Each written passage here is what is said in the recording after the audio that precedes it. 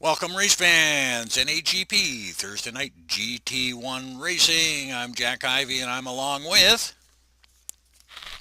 Ken Rodriguez, good evening. We are coming to you tonight from Donington Park in England. and we're going to have another great evening of action with the GT1 cars tonight. Ken, looks like we've got some wet conditions. Yeah, Jack, actually the track conditions right now are flooded. We have 83-degree track temperature and an 84-degree ambient temperature. So temperature-wise for the cars and their running temperatures for the engines and tires are really good. However, we are facing flooded conditions, so I'm assuming we're going to see a lot of guys on soft, wet tires out here today. And I think we can look for our normal, usual suspects that are good in the rain, such as Mr. Marco Conti, to rise And to the top. speaking of the wet conditions, Donington Park, located, it's going to be hard to pronounce this, but it's northwest Leicestershire, it looks like in England, is known for its rainy conditions. Good portion of the year. This place is overcast and damp. And well, it should be. It's merry old England. They're always dealing with crappy weather, so the drivers knew what to expect coming here, and let's hope they prepared a little bit for it. Yeah, certainly hoping for that, Jack. So let's speak about the track a little bit. This is a 2.498 mile track, so just under 2.5 miles. It's got 12 turns. Lap record here, believe it or not, set back in 1993 in Formula One by Ayrton Senna, 118.029, has remained untouched now for 20 years. Amazing feat. That is amazing. It most certainly is, and but the good thing about this track, what I like about it is that it's got some really nice sweeping turns, so provides a lot of great side-by-side racing action. The circuit itself is not very wide. However, with these GT1 cars, you can get side-by-side and get some good racing action going. So I'm looking forward to a fun race to watch tonight, a lot of action and some door banging. Yeah, yeah, and we are sort of blessed tonight, as right up on the screen there. We have got some great camera angles set up on this track. The crew's done a great job in locating the camera, so you guys that are may come along and join us. Sit back and relax. You're going to get some great action and from some of our top drivers. And we're looking for our surprise from last week, Ryan Schleif. Yeah, Ryan certainly he mixed things up at Spa last week, having taken pole and led for the first stint of the race. That was in dry conditions, and today we are facing wet conditions. So it's going to be interesting to see what Schleif can come up with in terms of his qualifying run here tonight. Yeah, those were changeable conditions last week for him, and sort of, call it as it is. He blew it on his tire selection after his first stint, and as I mentioned to you before, he fell faster than my stocks in 2008. So hopefully, we can get, if it's going to be wet, it'll stay wet and make the tire selection a little easier for him. And let's see what this guy can put down on the track tonight. Yeah, Jack, certainly. And again, as we spoke earlier, this goes to the lack of experience running up front. It certainly takes a lot of thought and knowledge of the sim that we race GTR2 as well as the conditions that you're racing in to stay up front. So I look to see as Schleif continues to gain more experience, I'm sure that he's going to keep on moving up the ladder here at NAGP. And you know what? That's great to see. We always like to see new drivers coming in and challenging some of our top racers here at NAGP. So if you're and there's good racing all the way through, as we had in our preamble, Erican. Doesn't matter what position you're racing for. If you want to join us, grab your wheels, get in touch with the admins, and come on out and join us. The fields are big, they're fast, and they're fun. Absolutely, and we're starting to see that as of late. Our fields are starting to pick up and some new talent coming in to NAGP. So, as Jack stated, if you are interested, don't be shy. We won't bite you. Yes, and I would love to see Our new driver, excuse me, I can't remember your last name, Wyatt, but Wyatt came out on Monday night in GT2 action and basically smoked the field. I'd love to see him come out and see if he could do a back-to-back and smoke the field in GT1. Yeah, absolutely, Jack. There is a vast difference between our GT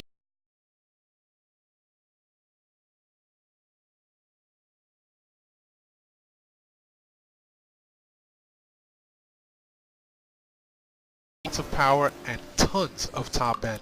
So certainly a big difference from our GT2 category, but nonetheless, just as fun. Well, I just switch over to the leaderboard there to see what we've got going. We've got the track is wet at 87 degrees Fahrenheit. And the ambient temperature is almost the same at 85. Forecast for rain, conditions are rain. And up the top of the board, we've got Eiran Parsons with 132.099.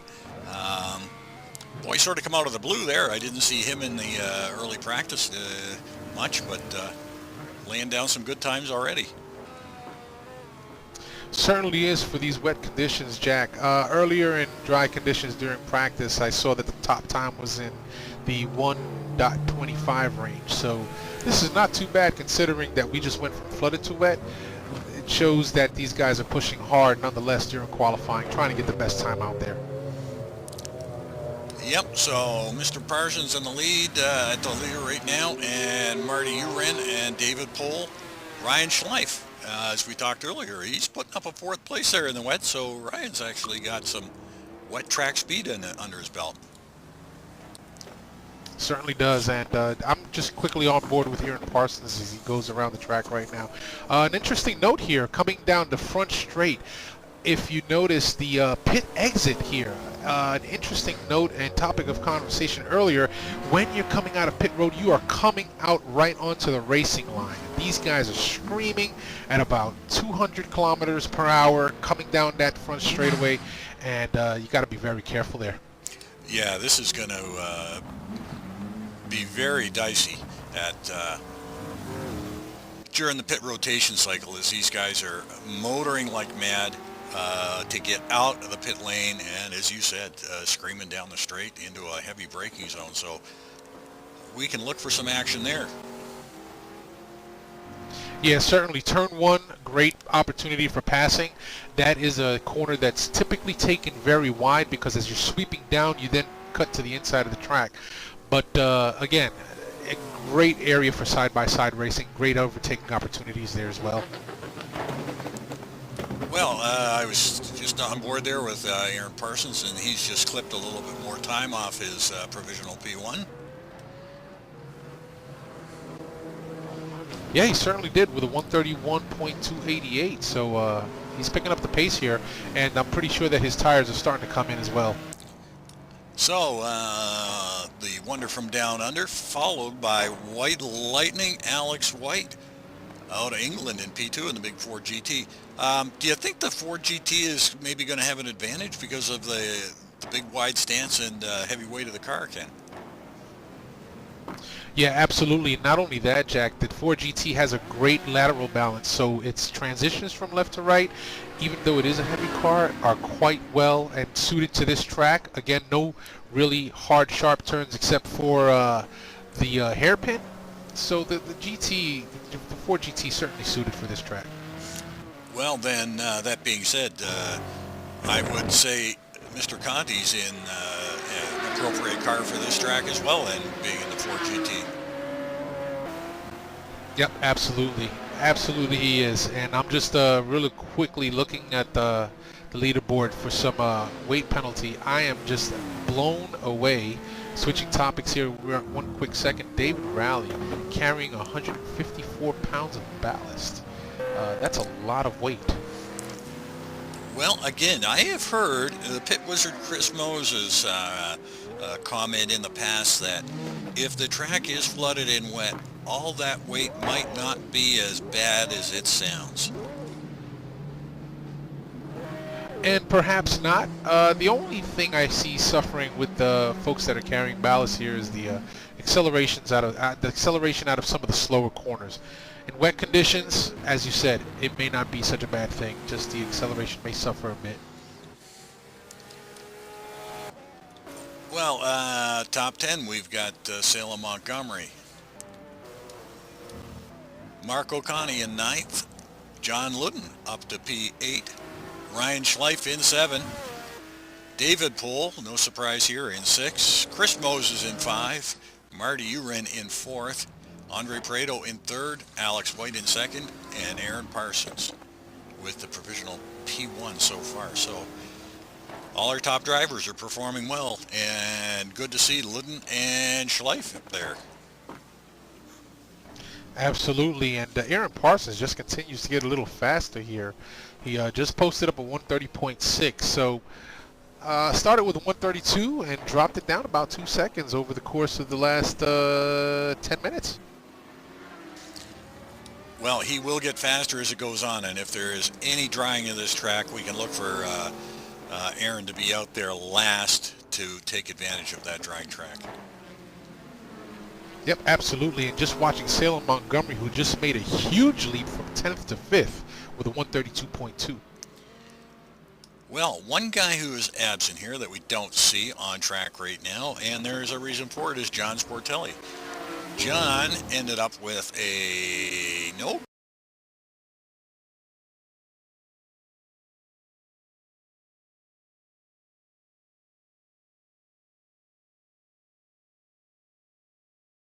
Had to rejoin at the back of the pack. So John is cooling his heels there watching the action. But in pre-race, Sportelli was up at the top of the pack, and we talked about him off air that he could have been quite dangerous if he could have got himself slotted a little higher up than last.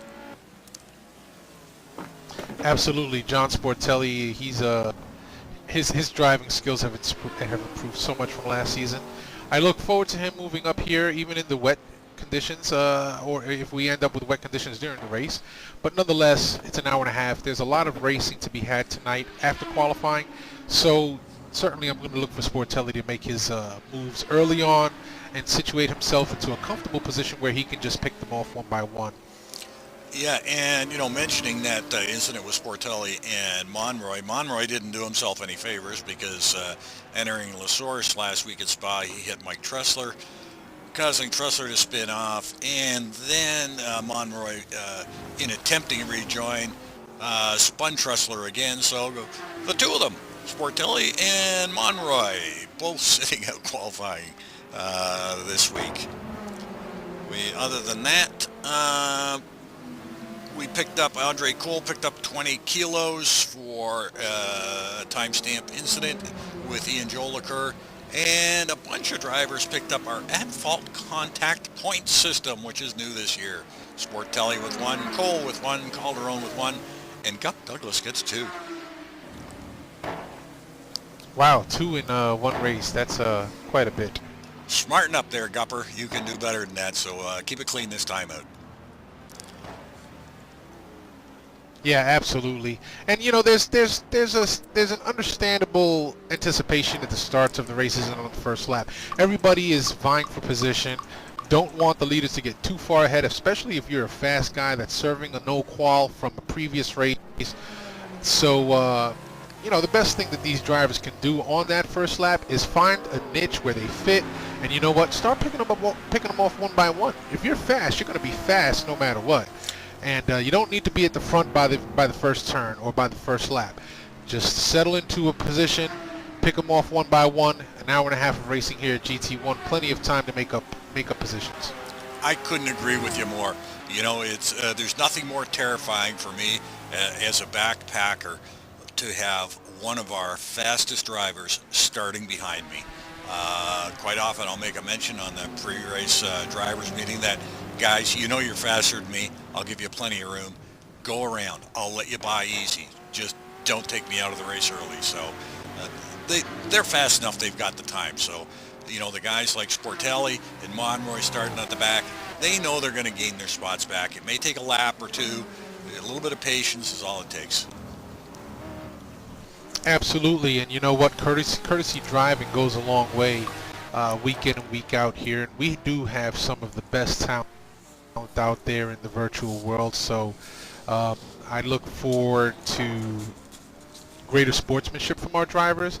And as the season goes on, and then we're about halfway through the season right now. So as the season goes on, then we should see these penalties diminish somewhat. That's my desire. That's my hope. Yeah, we rag on the guys quite often about being overly aggressive, but it really is a great group of guys to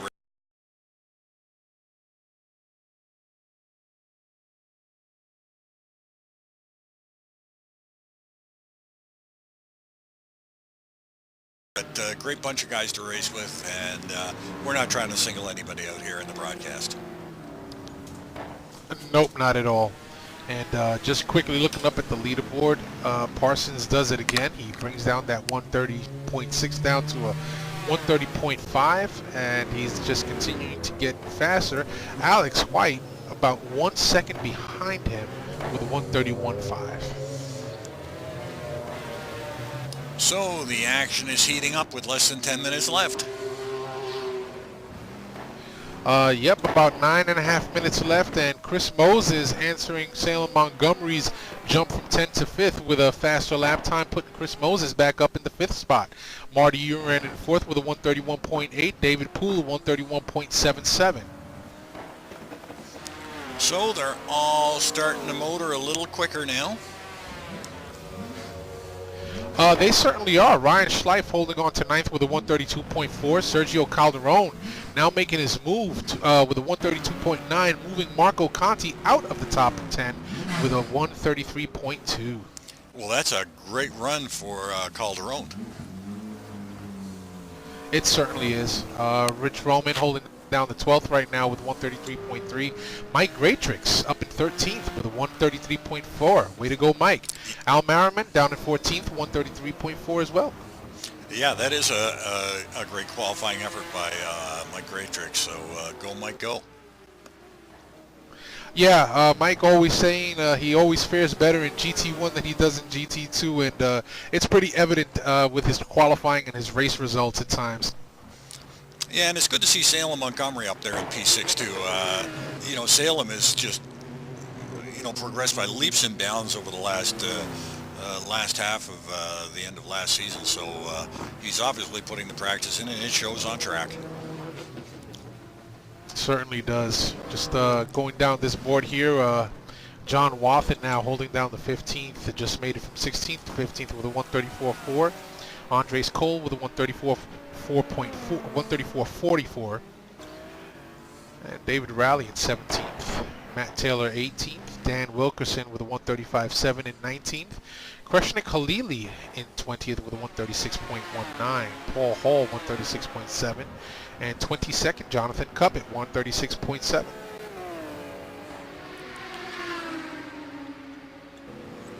So a little strange there as I'm cycling through the cars with you there, Ken. I've got Sportelli in 24th, but McIntyre in 25th, and Mascarelli in 26th. I'm not sure that's working out properly, but I'm sure they'll get that sorted out.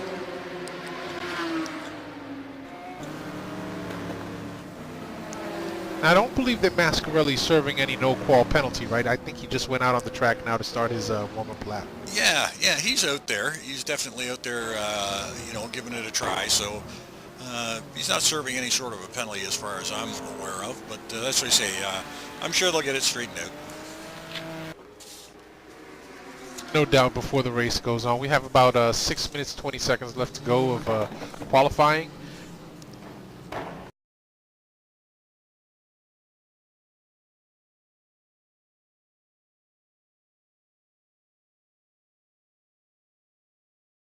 Absolutely perfectly now. So I hear, so I read, actually, in the forums. Jack, what do you got? What do you got sitting in front of you? I have got a 30-inch monitor in front of me now, so it's all big and bold. Nice, lovely. I run a 29-inch monitor, and it's a world of difference. Then I'm right there with you. You know exactly. Thanks. I am moving up into 2013. Well, you're moving on up. So, Moses has dropped down to 5th. Yeah, David Poole moving himself up with a 131.7. in the John Ludden. Circus Lambo. Yeah, actually what placed Moses down into 6th was John Ludden's move from 8th to 4th with a 131.73. Wow. Good on John. Yeah, John seems to have figured out that Corvette C5. Yep. For one of the, I think, older cars in the pack, it seems to be doing rather well. Certainly does. He's taken an affinity to that car and has done his best that he can with it. So good on John Ludden. Well, down to 4 minutes in qualifying. They're going to have to get out on track if they want to get a couple of laps in.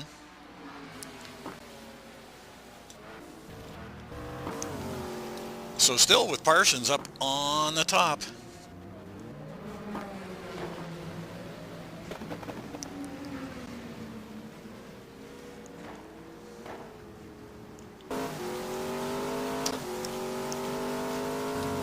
I love this track. And Parsons gets nipped there at the end. He won't get that hot lap in. But this is a great track. I'm not so sure I'd want to be out there in the GT1 cars in the rain, though, but it sure is a fun track when it's dry. Funny enough, this is the first track in GTR2 that I actually got familiar with when I first started racing in GTR2. And I absolutely loved it. I started on the national circuit and then started racing the Grand Prix circuit with the extra finger, as I call it, there with the hairpin turn at the end, and just love this track.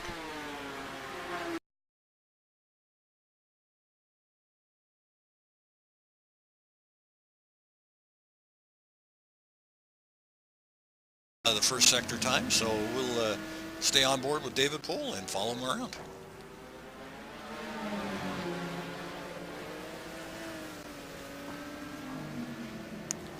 David had some rotten luck there on GT2 on Monday night and literally pooched his car on the start to go from and just pooched that lap running into one of the Ferrari F40s. Marco Conti up to P7. Get out as quickly as possible.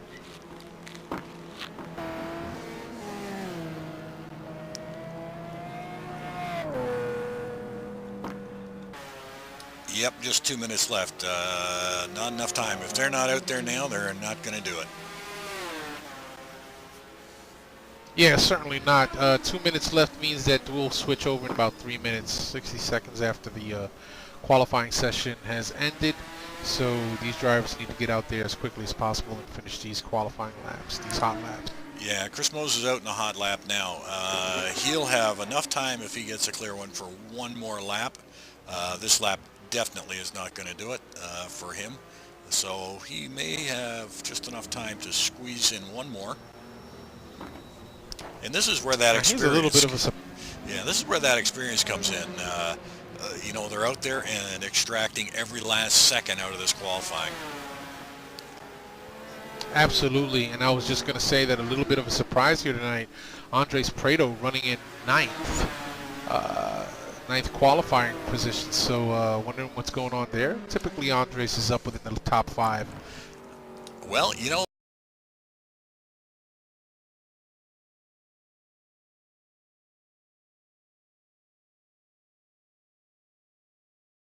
dig some litter.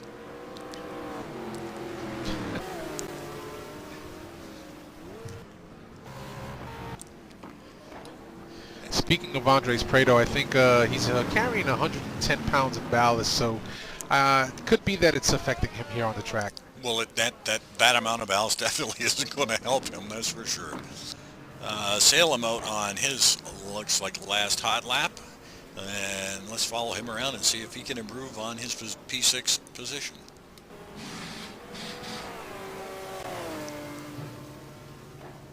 Nope, stays right there. Marco, you're not going to have enough time. Chris is done. Prado, with only 18 seconds left. Andre might get one more in. Um, Ken, how long does it go right after the clock winds out? Do you know? It is 60 seconds after the clock runs out what they have left. And Eiran Parsons just reset pole with a 130.102. And Prado just pooched his run, so that's it, Mr. Prado. P9 for you. Alex White should get this lap in before the timer expires as he comes around the last hairpin turn for the front straight start finish line. Definitely going to be close here.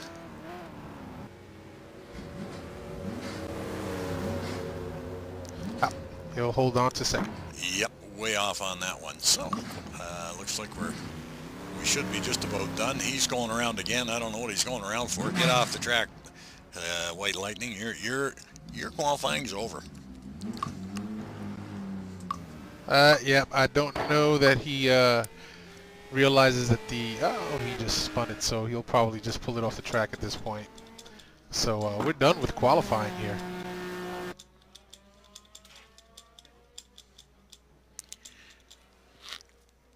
So, and qualifying over, and we've got our grid set for tonight's race. We certainly do. So what do you think, Jack? If we have wet conditions, it's going to be quite interesting to watch these drivers on that start. This track here is notorious for slippery starts in wet.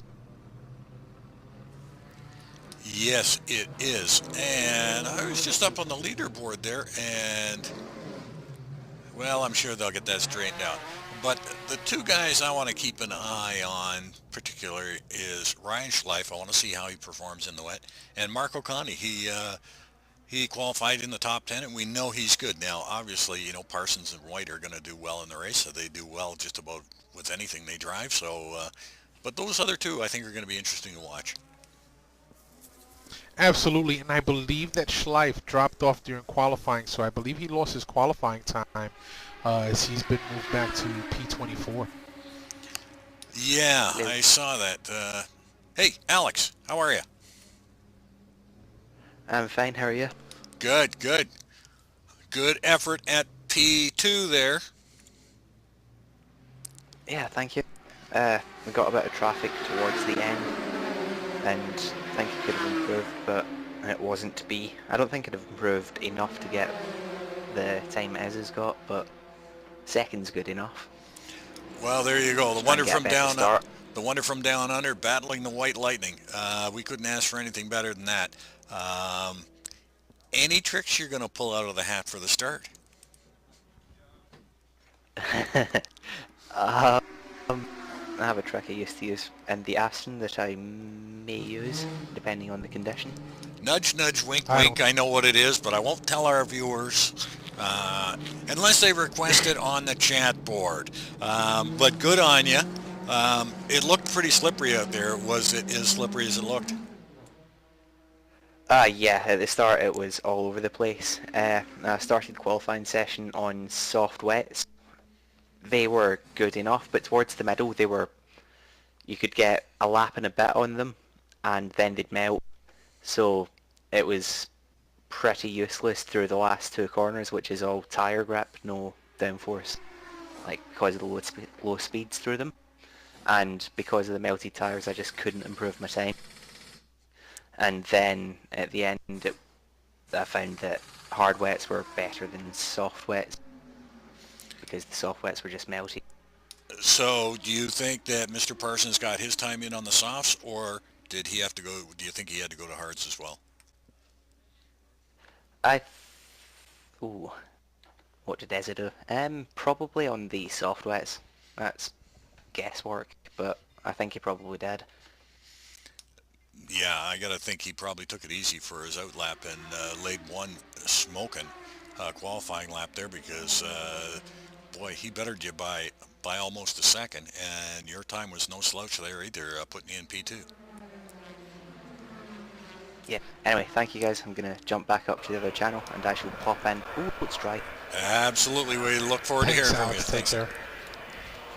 I'll pop in at some point during the race. Cheers, guys. So I will let our viewers know what his trick is. He pegs the gas pedal and drops it into gear at the green flag. I think that's what it is. Well, nobody's asked on the chat channel, but he does have a secret weapon. I heard him talk about it earlier. He obviously didn't want to let it out of the bag, so I don't think I will now unless somebody on the chat board asks for it. But welcome, Brad. It looks like we got Brad up here watching us tonight. Glad to have you along for the show tonight, Brad.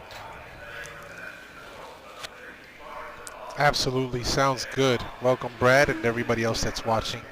As we are in our warm-up session right now with about 4.5 minutes left to go.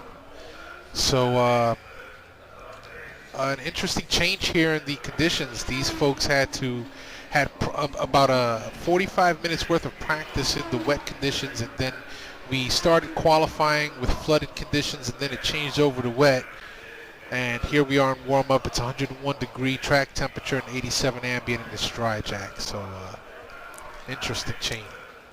Typical NAGP Monday and Thursday night race weather all over the map, along with all the tracks we go to are all over the map too.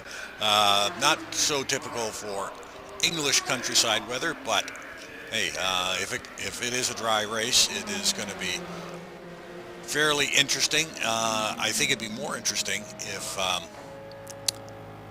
if it is actually wet. And I see Steve-O has asked, what's Alex's secret? Spill it. And Brad says, I'd like to know too. Here you go. And Alex is probably not going to be too happy that I let this one out of the bag, but he has said it on open vent. He actually starts with the pit limiter on.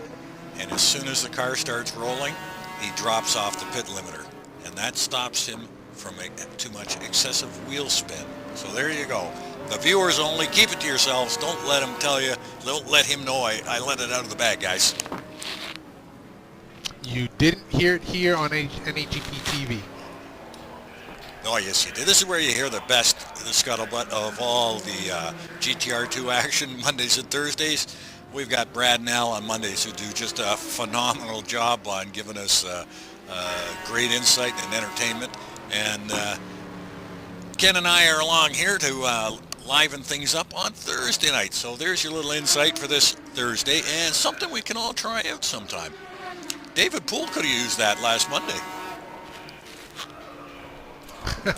Absolutely, yeah. When I watched the replay, Jack, I saw what happened in the misfortune that he suffered, unfortunately. However, now that the secret's out of the bag, let's see how many are actually going to execute on this little bit of this tidbit of knowledge. And for those of you that are unawares, when you do have the pit limiter, it does kind of restrict your RPM, so you're not blowing the engine when you peg the gas pedal going forward, trying to get off the start line. Yeah, it's an interesting concept. I know some of the guys that heard Alex mention it tried it, and obviously, it takes a lot of practice to get it nailed down right. But I don't know. We saw Ryan Schleif take off last Thursday, and that guy looked like he was shot out of a cannon compared to everybody else. So it's going to be interesting to see what happens tonight. Yeah, that was certainly an interesting turn of events, and one that is probably going to be mentioned for a few more weeks here because it was so unexpected. And then at a circuit such as Spa that plays no favorites to nobody, and it's certainly a track that can never be tamed by just one person, and we've seen that in the history of our runnings here at NAGP. Yeah, I'm just real sorry to see Ryan got a little bit of a disco there at the end of the quality and had to be put back to 24th. I'm sure he's going to make his way up through the field, but it's going to be a lot harder from P24 than it was from his P5 or 6 position. It certainly will be, Jack. However, I will state this. I watched him during practice in the dry stuff, and if we have any dry condition at the start of the race, I'm going to look for Ryan Schleif to move up very quickly, at least to mid-pack, if not within the top 15, maybe even a top 10. Well, talking about movers, all right, who's your mover and shaker tonight? Who's going to take this one tonight, Ken? Boy, that is a very, very hard call there. It looks like Parsons has got it nailed down. 1 second over the entire, over second place, and then plus that over the entire field. So I'd have to say, based on qualifying times, Parsons. However, I'm not going to discount Alex White. Alex White with a great run in qualifying. I'm going to call it Alex White for tonight, Jack. Well, you know, both great choices, but there's one guy out there that has probably found more ways than I know, and I know just about every way to ruin a race this year, and has had terrible luck. I am rooting for David Poole tonight, and I hope he comes through, ends up on the podium, and I'd love to see David come through with a win tonight. Certainly a good choice there, Jack, and I have to agree. If anybody has the talent and the ability to run up front, it is David Poole. Setup master extraordinaire here at NAGP. For those of you guys that are having trouble setting up your car, drop David Poole a PM in our forum, and he'd be happy to help get you squared away and give some great advice on driving line. Well, we're going to race, and let's run them down. In P1, we've got Eiran Parsons, Alex White, right beside him in P2, Marty Eiran in P3, John Ludden in P4, and David Poole in P5. Starting 6, Salem Montgomery Jr., Mark O'Connie will be in 7th, Chris Moses in 8th, Andres Prado starting in the 9th position, and Al Merriman will round out your top 10. Rich Roman in P11, Gregory Myers in P12, Mike Greatrix in P13, good on you, Mike. Sergio Calderon in 14, good for him too, and John Wathen in 15. Andres Cole will be starting in 16th. David Raleigh has the 17th spot sewed up. Jonathan Cuppett in 18. Kreshnik Khalili will start 19th. Matt Taylor 20th. Daniel Wilkerson in 21st, Paul Hall in 22nd, Lou Masciarelli in 23rd, Ryan Schleif gets bumped down to P24, and John Sportelli with a no qual in P25. John McIntyre will start 26th, and Gub Douglas in 27th, and that is your field for tonight, folks. P3rd, the last spot there is Juan Monroy, right at the back of the pack. Oh, I missed Juan Monroy. I didn't scroll all the way down, so yes, P28 will be Monroy. So, conditions, Ken, what are we looking at out there? Well, we have a 90-degree track temperature, and it is dry, Jack. Ambient 69. These engines are going to be sucking down oxygen like nobody's business, which translates into more speed and more torque. And oh, Steve-O's long shot is Salem Montgomery to win. We are off, and boy, oh boy, Parsons has got smoked at the start there by Alex White, who takes it into the lead.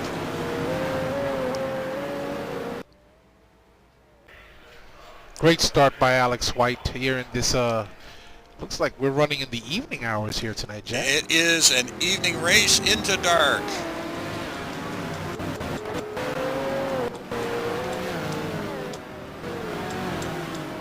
Boy, Alex White with the hole shot off the line just was very surprising to see him just go by Eiran Parsons like that. Well, there you go, guys. Secret weapon, pay attention, and give it a try. Just don't, well, he's going to see the broadcast anyway. What am I talking about? He knows we gave out his secret. Absolutely, yes, he does. And he will know it after watching the rebroadcast. I'm fried. I got nothing left here. Like an egg. So we got Alex So, White.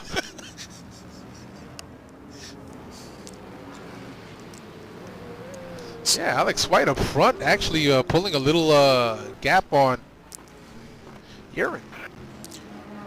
Yeah, now, I cycled through the cars as they were coming around, and it looked like a pretty clean start. Yeah, no major issues here. Looking from first to about 15th, 16th. And we have some good side-by-side racing between Sergio Calderon and Matt Taylor for that 16th spot coming down the front straight. So, as I said, this track gives you plenty of opportunity for some side-by-side. Not a very wide track, but certainly doable with these long, large sweeping turns. Well, talking about large sweeping turns, I just followed, there's looked like a Viper off the track.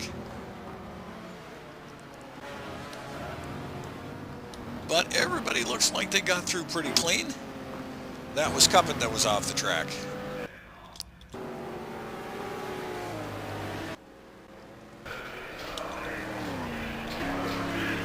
So, back up Alex White. Looks like he is Alex White and Eiran Parsons. Looks like they are pretty much in command at this point. I know it's early on, but the two of them looks like they're looking to stretch out over the field. Certainly a lot of racing left to go. This is a 90-minute race tonight, so still way too early to call. Yes, and as it gets darker, it is going to get tougher.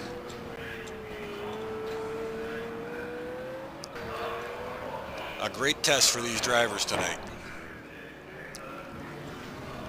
Yeah, it certainly is, but one that NAGP drivers are always up to. So we've cycled back through the field here a little bit, Ken, and Sportelli is now up to P18. Schleif up to P19, so Sportelli and Schleif. Now there's a couple of guys who could just freight train around together, and I'm sure they will pick off a lot of the field because they were both very quick. Schleif both in qualifying and Sportelli in early practice.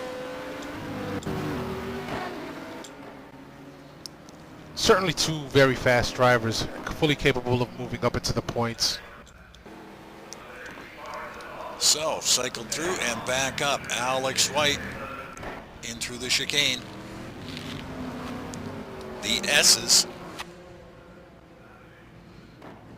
We have a great battle brewing between 13th, 14th, and 15th right now, right in the middle of the pack. These guys are going at it.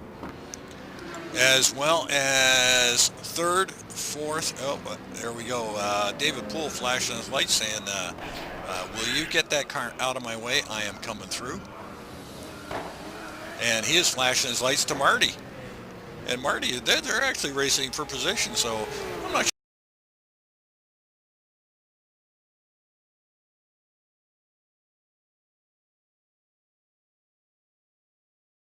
David Poole.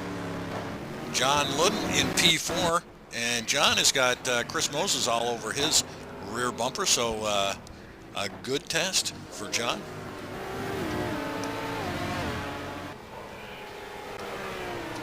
Yep.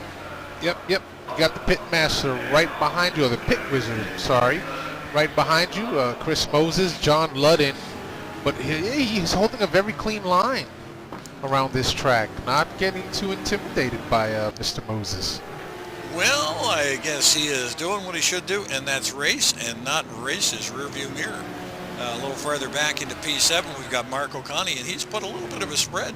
Andre Prado is behind his teammate Marco Conti in P8, and Sale Montgomery, it just got side-checked, hip-checked.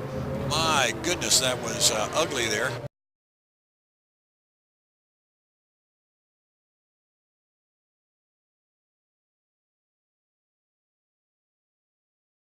Bombing into that corner, not sure exactly who it was. Unfortunately, Salem Montgomery was the victim there, it looks like. So certainly something the competition committee is going to be looking at during the replays. It might have been Rich Roman or his teammate. It definitely was one of those Maseratis. And if it was Rich, we know he just missed his break point because that is not typical for him or his teammate Andre Cole. So definitely a driver error, but boy, that really hurt. Yeah, absolutely.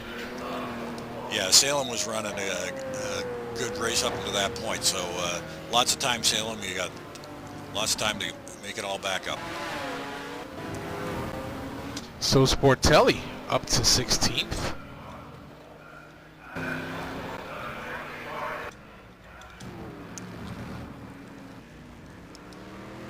Oh boy, we're looking at a runaway here. P1 and P2, Eiran Parsons. They are starting to check out on the rest of the field. Yeah, they certainly are. Alex White holding about a 1.1 second lead over Parsons, but Marty Eiran in third is about 5 seconds back. So yeah, they're certainly pulling away from the rest of the field here, Jack.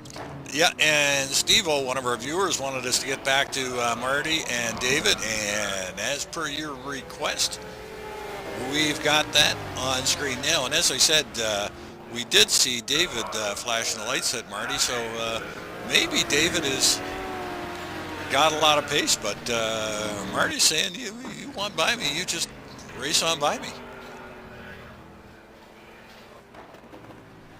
Yeah, I think it's going to take Marty Eiran either making a mistake or conceding the spot to David Poole, but I don't see that happening. I mean, it is a legitimate race for position, so Marty Eiran well within his rights to defend the line and hold his position and race as fast as he can, because not too far, John Ludden may be looking to capitalize on the fact that these two are battling and holding defensive driving lines, and then right behind him, Chris Moses. Yep, absolutely. Like, this is a great race for, we've got 4 drivers basically racing for P3 here. And Marty makes a big bobble there. And, just caught that at the end there, Jack. And David's experienced enough that he knows if he just keeps the pressure on, his opportunity will come. I think probably David is just a little concerned that the other drivers are disappearing.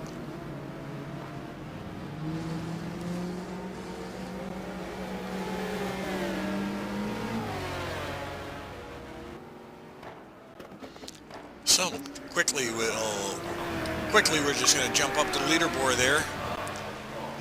Alex White out in front by 1.5 seconds over Eiran Parsons, and yeah, they are both they're like 6 seconds up on P3, so it's no wonder that Poole is saying, I think I've got pace, get out of my way, I want to chase the leaders down.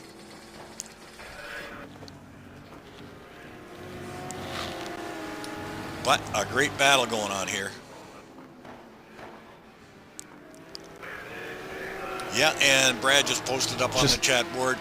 He thinks Marty's holding a few of the guys up. Well, I don't know if he's holding a few of the guys up, Brad, but he's definitely holding up David Poole, because it looks like these two are actually starting to gap, P5 and 6. And Ludden has gotten around yes, Chris. slightly they are.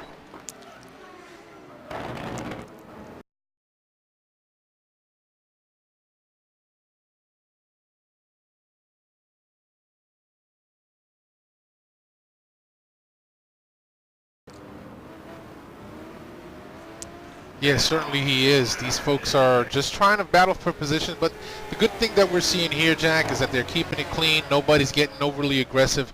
Just some really good high-intensity racing. David having a look on the inside, and I believe he has got him on this corner, and he does.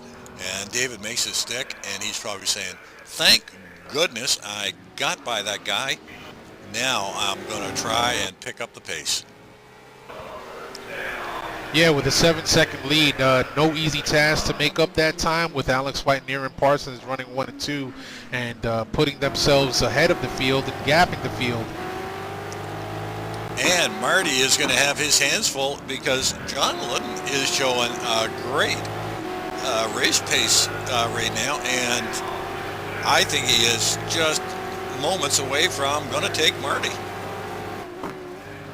Yeah, as John Ludden taking a look inside. Can't get it done, Still not close enough, but watching John Ludden, like I said earlier in practice, he was putting down some really fast lap times. So he's certainly got pace here at this track tonight. Yeah, and Chris Moses is going to be right there behind him as Chris locks up the brakes coming into the braking zone. But Chris is going to be right there saying, go, John, go, because I'm going to freight train along past with you. A little further back, Gregory Myers and John Wathen having their own little battle for the P10 spot. So we've got some good action going. I'd love to jump back there right now, guys, but this P345 is looking pretty hot right now. But I got to think that David Poole is going to try and check out from these guys and close the gap with P1 and 2, Alex White and Eiran Parsons.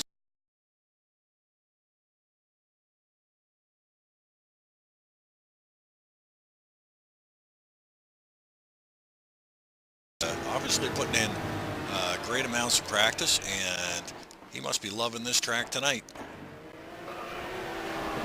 Just a quick update a little further back in the field there, Jack. 12 and 13, David Rowley holding down the 12th spot, has John Sportelli in 13th all over his bumper. Now remember that Dave Rowley is running more than 150 pounds of ballast, so Sportelli looking to get around him as fast as he can. Well, I didn't want to interrupt you, but we had an update here up at the front. So we know David Poole is sitting in a solid third. Chris Moses is now moved into fourth with John Ludden in fifth because Marty Eiran had a spin at one of the corners there and allowed Chris Moses to take advantage, jump ahead of John Ludden. So now we've got Chris Moses running in P4, John Ludden in P5. Marty Eiran has dropped to P6, and all over the back of Marty now is Mark O'Connie with his teammate Andre Prado. So this is heating up here now. Marty dropping back to P6. Boy, the action is getting intense. Here comes Team Sorciverdi.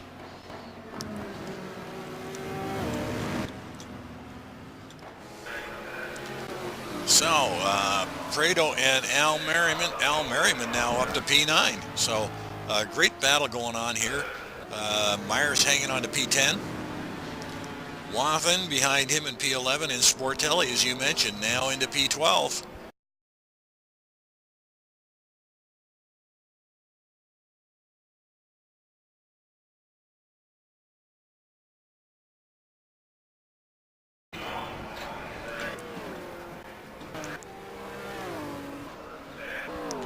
Salem Montgomery, after having gotten spun going into the latter part of the track, back in P17, Johnny McIntyre running in 18th, and Sergio Calderon in the other Ferrari F40, 19th. Gub Douglas 20th right now.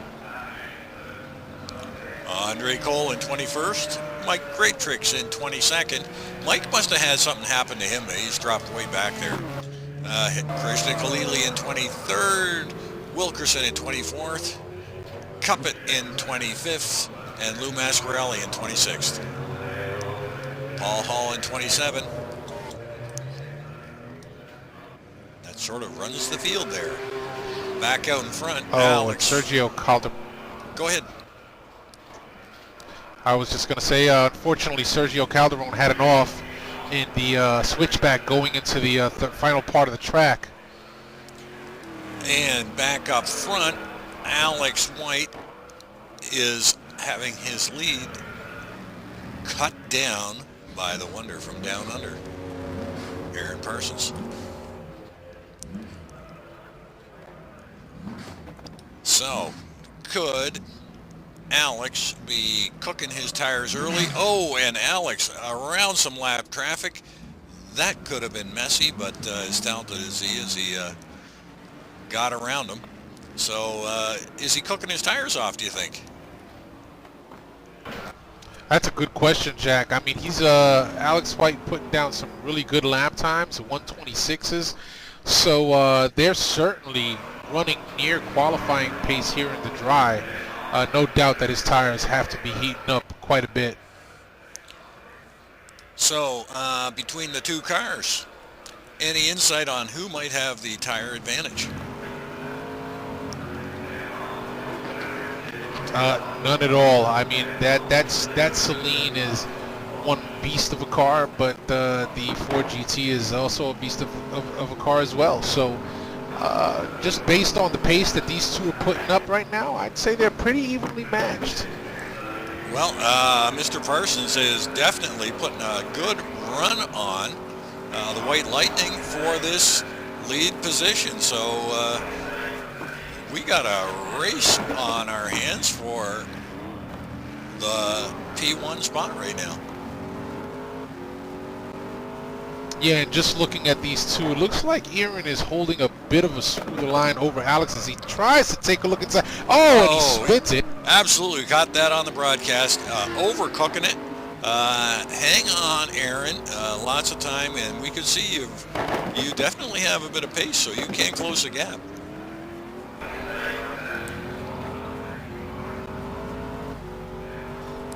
Well, the one good thing here is that GTR2 does not model flat spotting, otherwise we'd all be in trouble. Well, I think so. You're probably right on that, because quite a few of the drivers sure can cook these tires out. A lot worse than I can. And lap traffic again, but Parsons and White got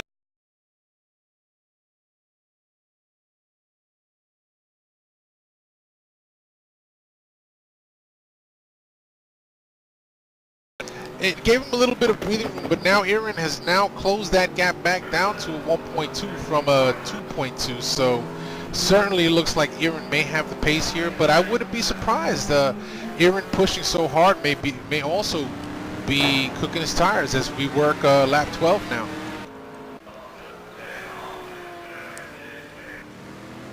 So just cycling back, Brad sent us a little message saying the battle at P7 is heating up. But in P7 we've got Marco Conti, followed by Andre Prado, and I do believe, Conti a little sloppy through that. That's going to let his teammate through, and Prado goes through, and Big Al Merriman having a good look, giving Conti a little bit side-by-side, door slap in action, and Prado and Merriman put the pass on Marco Conti. Thanks, Brad, for the heads up there. Wow, so that dropped Conti like a stone from 7 to 9.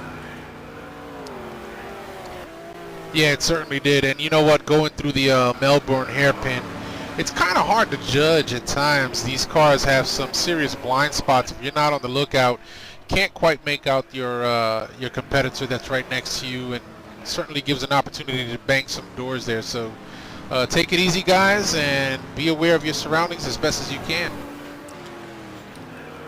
Well, Marco should just settle down right now, because he has got Mr. Smooth behind him, Greg Myers. Greg Myers in a Celine as well, I believe, and Greg is such a smooth driver that Marco's really going to have to smooth things out to make sure he keeps that gap there.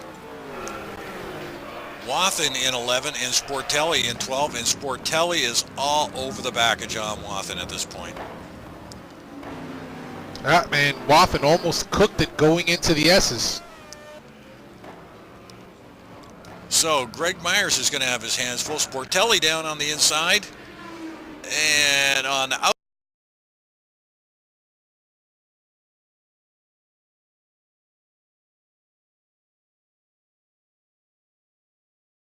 John's had some great races of late, so he's absolutely putting in a lot of practice as well.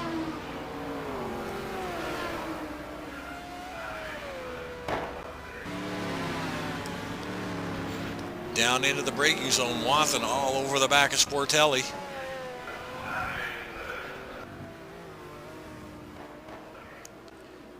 And if I'm not mistaken, right behind them is Ryan Schleif. So Ryan Schleif up to P13. Yep, Ryan about 1.8 seconds back from that battle that's going on right now between Wathen and Sportelli. But I'm going to be looking for Schleif to be making up some of that ground right now as they come around the bend, and he's just pegging that accelerator to the floor. And Wathen has big slide and Schleif down on the outside. Wathen doesn't want to give up the spot, but Schleif says, I am coming through. Good night, Eiran. And Schleif takes the spot. Good on you, and a little bit of tough luck there for John Wathen. So now, looks like, oh, Greg Myers, heavy in the braking zone. Sportelli all over the back of him, but able to hang on to the spot. Very uncharacteristic of Greg at that point. Boy, oh boy, I'm going to cycle up through. Greg Myers in 10th, Marco Conti in 9th, Prado in 8th, Al Merriman in 7th. What a battle we got going on here. Holy smokes, these guys. I don't know if they're going to be able to do this for another hour, but it is all packed up there. Good on Al in P7. Hang on to your hat, Al. You got Prado right behind you. Conti, his teammate, in behind him.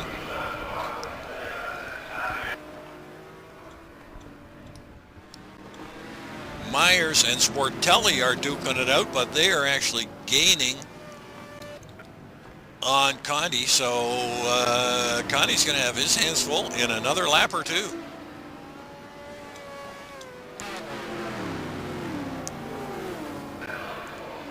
Yeah, he certainly is. As you said, he's got Gregory Myers right behind him. John Sportelli also looking to improve on his position, having started all the way from the back. Yeah, so far tonight, that's a great drive by Sportelli to be this early on up to P11. Whoa, Al, just got an update from some of our viewers there. Well, we've got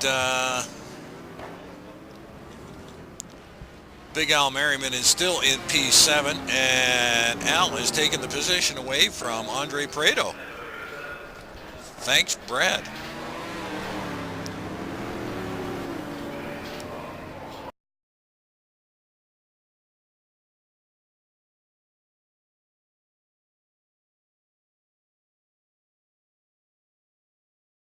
Humming.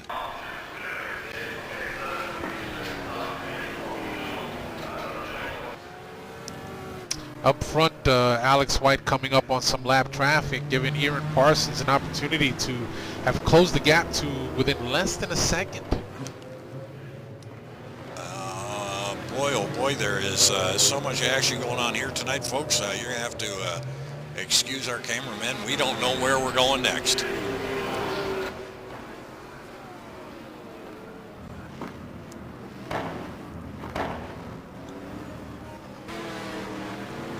Sportelli and Myers still going at it as well. Schleif in 12th, trying to close that gap. Wathen in 13th, Rowley in 14th, Roman in 15th, Monroy in 16th, Johnny McIntyre in 17th, Salem Montgomery after his unfortunate start in some bobbling in 18th, Andre Cole in 19th, Krishna Khalili in 20th, Cuppet in 21st, Mike Graytrix all the way down to 22nd, Daniel Wilkerson in 23rd, Lou Mascarelli in 24th, Paul Hall in 25th, giving Lou fits, Gup Douglas in 26, Calderon in 27. Back up front, your race leader, Alex White.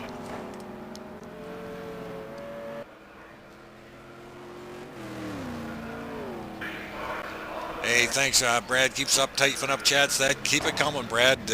Like I mentioned earlier, it's going to be tough for us. There is battles all over the place tonight.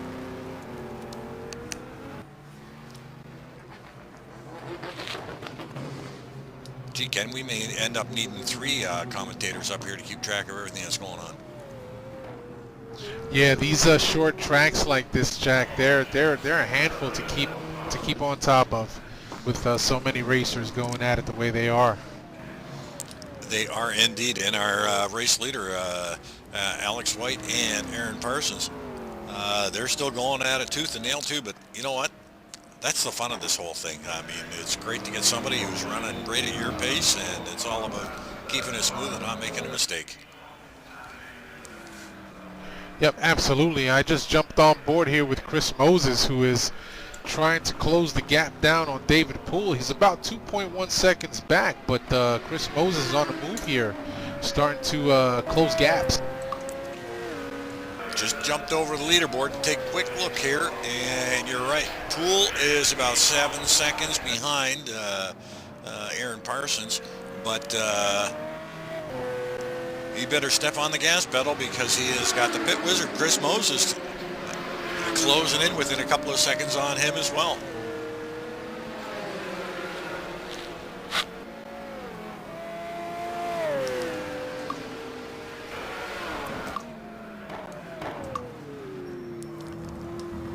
So, Poole in third, Moses in fourth, Ludden in fifth, and John Ludden's having a great run tonight. Marty, you ran in sixth. Go ahead. John Ludden certainly having a phenomenal race tonight. I just jumped back to P10 where Ryan Schleif now in the top 10. Sportelli all over him. And Gregory Myers is sniffing fumes from Sportelli.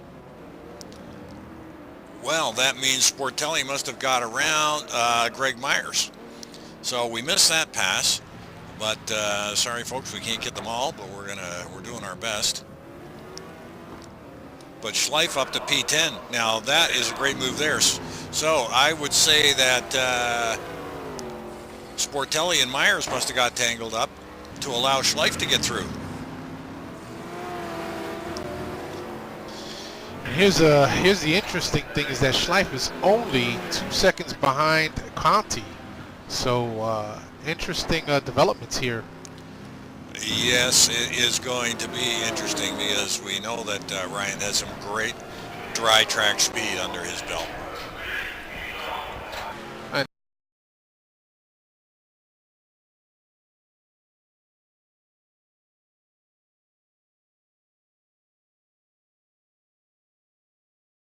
It's put Sportelli all over him, but you know, after watching this kid last week, I think he is going to is running as smooth as anybody I see out there, and he's got some great pace.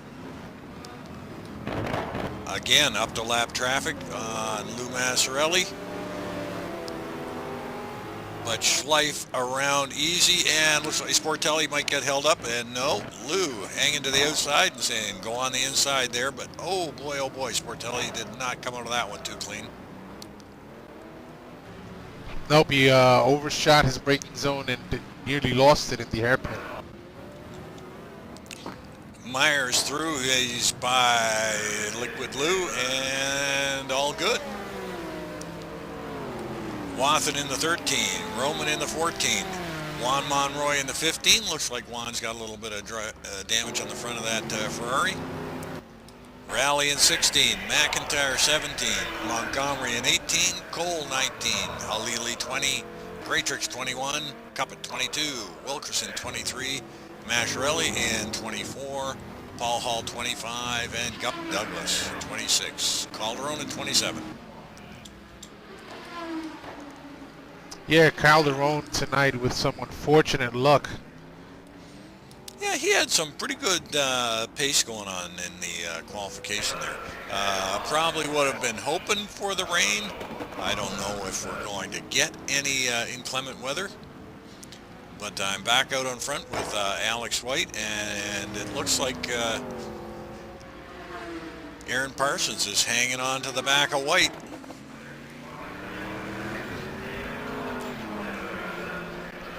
Two well-matched competitors. I think Eiran Parsons certainly are, and I think that Eiran Parsons is just holding his pace right now on Alex, not letting him get too far away.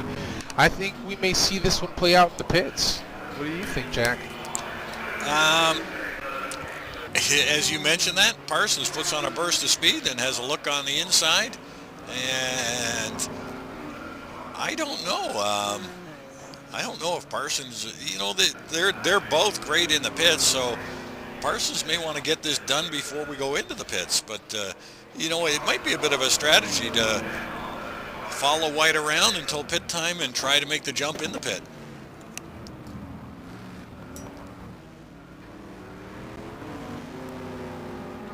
I'm not sure that's in. Steve-O throws up on the chat board, going to be an intense pit stop. It sure will be. Alex White might be on mediums. It wouldn't surprise me. His pre-race chat there, he said he was on, went out on softs, and he was sure that Parsons went out on softs to get his. So it could be. Going to be interesting. Most certainly will be interesting, because we know that Alex White is one driver that likes to stay out as long as possible. That's typically his MO when racing. So we may see Eiran duck in maybe a lap or two before Alex White does, and see if he can gain the advantage that way with a quicker pit stop. If these conditions continue and they're on mediums, I wouldn't be surprised if we see a double stint from one of these two folks. Well, I think these guys are pushing so hard, I can't see a double stint happening. But you know what? I just don't think it's in Eiran Parsons' DNA to try and win it in the pit. I think Aaron's such a great champion we've got here at the NAGP that I think he's bound and determined he is going to pass his Alex White on the track. And that might very well be, Jack. Absolutely. We know that Eiran Parsons certainly has a talent, but very strong. Oh, as Alex White goes wide and lets Eiran through.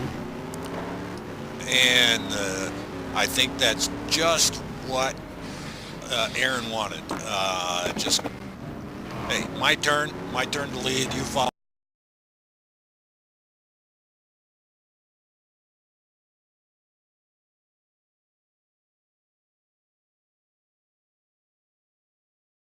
Now, with that little bit of a battle there, has that allowed Mr. Poole to close on up? It has. It's allowed Poole to close within one more second. So he gained a second on his gap to P2. Oh, it's going to be interesting to see what happens here within the next few laps. Will Eiran pull out a gap over Alex White, or will Alex White maintain that less than 1 second gap to P1? Not let him get too far away. Judging by the action up here, riding along board with Alex White and Eiran Parsons, Alex White, it looks like he is not going to let Mr. Parsons get too far away from him. In fact, he's going to try and hang right on. And if there's one guy that I'd sure love to be able to follow around the track, it's Eiran Parsons.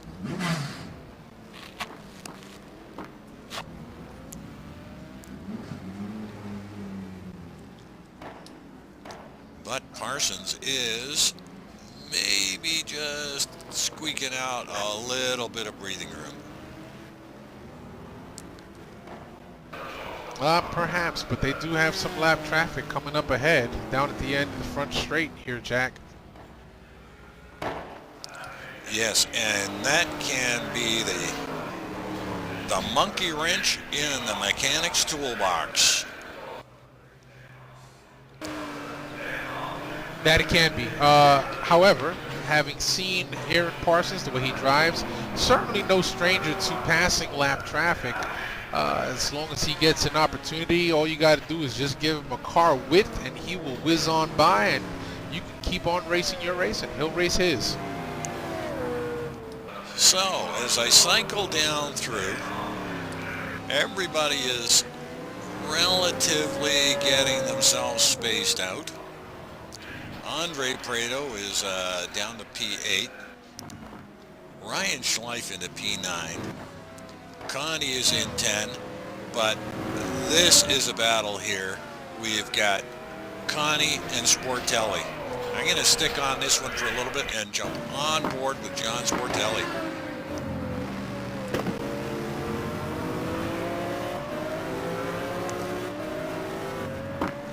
looks like through some of the turns here, just watching Marco Conti and John Sportelli go through the field, looks like Conti may have the advantage through some of these turns, the high sweepers with that big Ford GT. Well, in the braking zones, Sportelli definitely outbraking him and going on the outside. And we've got a drag race down, a little bit of swamp and paint, but Sportelli definitely has taken that position away from Marco Conti. Yep, certainly. He's got that straight line speed, and that McLaren F1 can go deeper in the braking zone than the heavier Ford GT. And that was superbly obvious in that last braking zone. That is where he picked up and overtook Marco Conti. So that places John Sportelli now within the top 10. And about 2.5 seconds behind Ryan Schleif. Yeah, and Schleif looks like he is closing up on Andre Prado.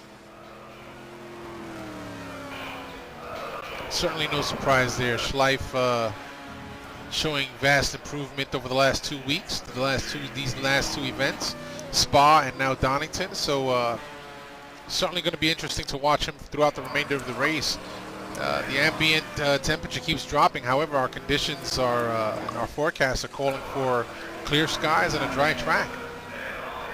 And that's got to be good news for these drivers as it is getting darker and darker.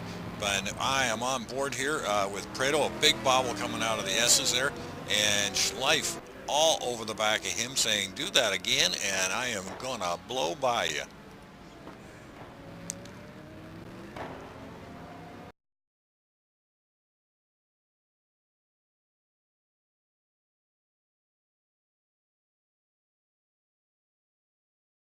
And said, you obviously have pace on me, go through. You know what? That is a testament to all these drivers out here.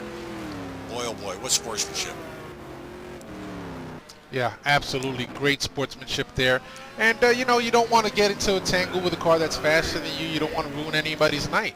Prado is running a lot of ballast. It's evident he doesn't have the acceleration out of the corners as some other of these drivers do. So that is the consequence of success is that you get weight added, and that there are times where you'll run a track where it shows. Yeah, thanks for reminding me. I was absolutely just sitting here. I forgot all about the ballast, and I was wondering, boy, oh boy, what's happening, Andre? You're typically faster than that. And now Andre is going to have Sportelli to deal with as Sportelli is closing up on Andre. So you're right. You picked it right on there. It has got to be the ballast he's carrying around. Yeah, absolutely. No doubt about that, Jack. It's not typical of his driving style to have an off like that. So certainly the ballast, the success ballast, showing itself here in Donington Park. Well, so far we're having just a barn burner of a race. I haven't seen, I just saw one incident there that was questionable. Other than that, it has been a great, clean race to watch. Yeah, absolutely. And up front, real quick, Alex White gets back by Eiran Parsons to take over the lead. Oh, crap, we missed that. John Sportelli put a beautiful pass on Andre Prado, and Sportelli takes over the P9.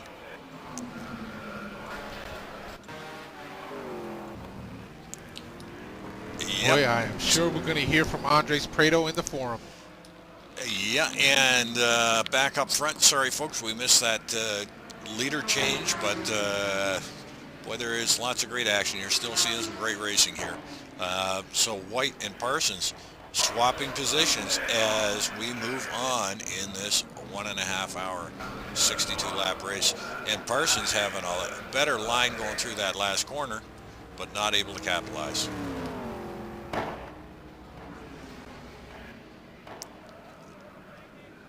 Boy, they are sure driving deep into those braking zones.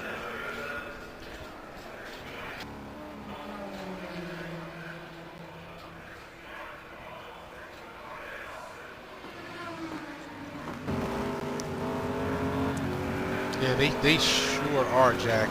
deep into the braking zones, trying to minimize the time through the corners.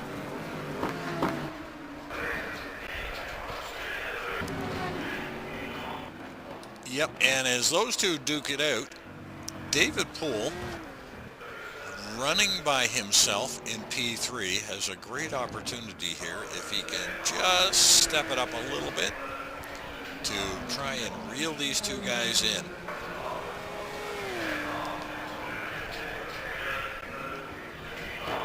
Now, which car is going to have the fuel advantage at pit time is a good question to see. Who could take on the least amount of fuel?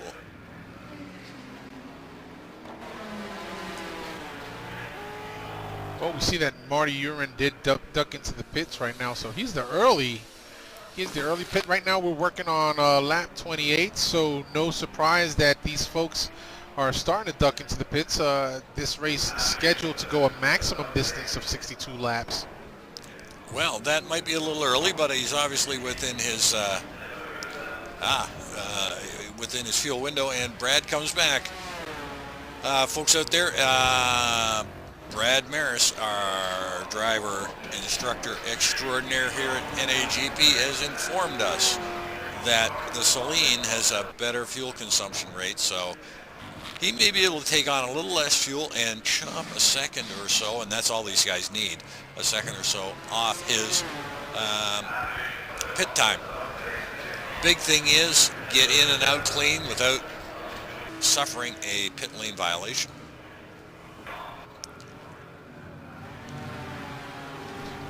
Yeah, Jack, and that's always a challenge that these guys face. Typically pitting right around the halfway mark. At that point, their adrenaline is pumping and their cars are going as fast as they can. Get them around with some more tires. So at times you come in a little too hot, tires are worn, slam on the brakes and can't get it down to speed in time. You will get that drive-through penalty. Yes, and Brad just gave us a heads up too, and I thought that was the case. That Lambo David Poole is driving is absolutely the worst car on fuel, so he's going to have to take on the biggest load. So he is not going to be able to take too much of an advantage here at pit change.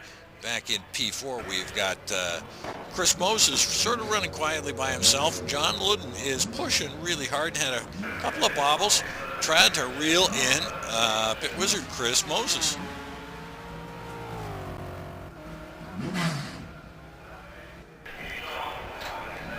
So Aaron Parsons now ducks into the pits, and he's looks like he's changing his tires as well.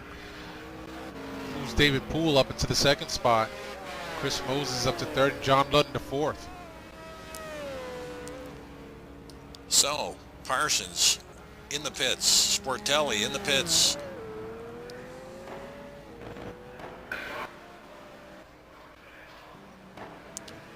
Going to be interesting to see how the rotations play out here tonight. Whoa, we've had a little bit of a bump and go in the pits there. Salem Montgomery just got rear-ended by a car in the pits.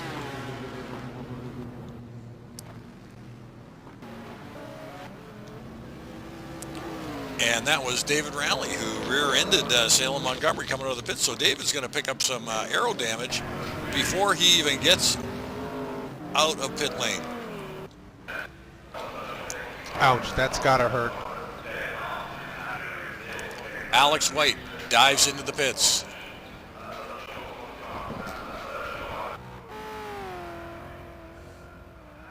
Well, we had talked earlier, and David Poole's in the pits too. It looks like Sportelli as well. We had talked about pit lane exit being dangerous. Boy, oh boy, it looks like just being in pit lane is dangerous tonight.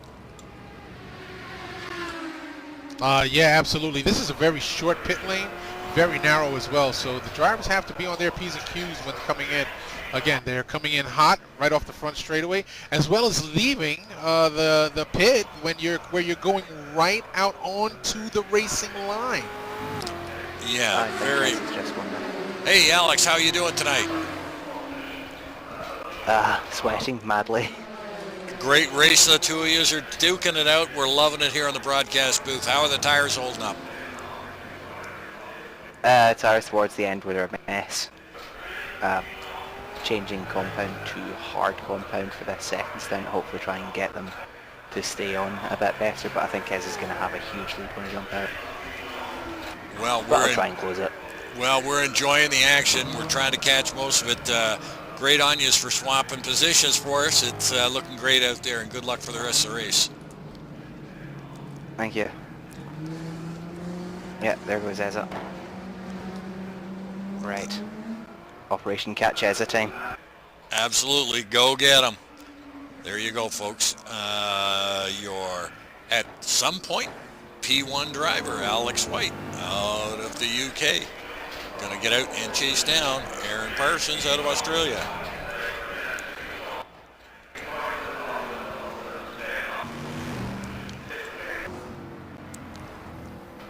So it may take us a little bit of time for everything to settle down because we still have Wathen has driven his car off the track. And I'm not sure what happened there and parked it. Just caught that as I was on board with Eiran Parsons. Eiran Parsons giving flashing his lights, trying to get around some lap traffic here. Well, that may play into Alex White's hands, but I just can't figure out what happened there. But very entertaining here. Huh. Got your tickle bone there, Jack. It sure did. Didn't quite see what happened. Obviously a catastrophic mechanical failure to send him flying straight into the kitty litter and into the barrier wall, and his race is done. But don't worry, folks. We have excellent medical services here at NAGP, and I'm sure we'll fix them up for next week.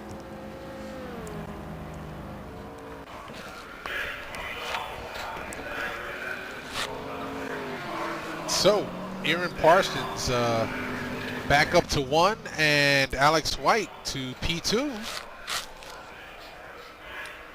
And I wonder what the gap is.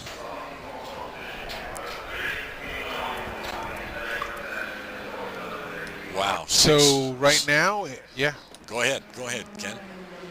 I'm sorry, yeah, 5.5 seconds between Alex White and Eiran Parsons. So Alex White, a little bit of ground to make up. No doubt that he can do it. And the pit strategies, again, these play an important role in the racing strategies for a lot of these guys. You know, it sure does. Now, I haven't seen, I think we're pretty much through with the pit rotations, and it looks like we are going super dark here. So we've got Parsons, White, Poole, Ludden, and Moses. And whoops. David Rowley suffering an accident. He's out. Yeah, I just heard that. So, boy, oh boy. And we've got Big Al Merriman up to 6th with John Sportelli in 7th, Brado in 8th, Schleif in 9th, and Marty Eiran in 10th. Well, Chris Moses in 5th, Al Merriman in 6th. So PMR Racing running 5th and 6th at the moment. And if they can hang on or better that is great for team championship points. And I got to apologize, folks. I was very late getting into the broadcast booth, and I don't have all our standings on hand for you tonight, but it is heating up as we go past midway in our season of GT1 racing.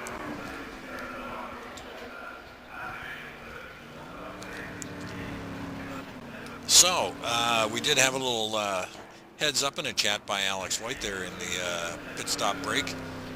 Let's see if his hard tires will hold up. And who knows what Eiran Parsons has taken on board, but Alex has definitely made a tire change from his first stint to see if he can hang on to the rubber a little longer into the second stint. Well, Alex has been able to hold on to about a 5.5, 6 second gap from him to Eiran Parsons. So interesting. I'd be interested to know what Eiran Parsons took on.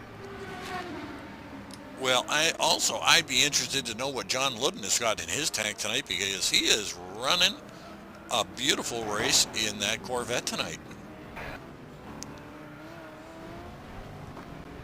Yeah, he certainly is. David Poole running third and about 2 seconds ahead of John Lutt, so I would look for Lutt to pull up on Poole if possible and start duking it out. Wow, if he does, that would be a phenomenal drive by John Ludden tonight. And because David Poole is putting up some half-decent times tonight, and this Ludden is a pleasant surprise.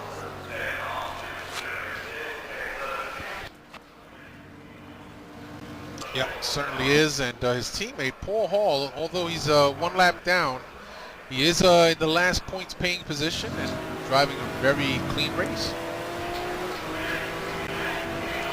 On board with John Sportelli.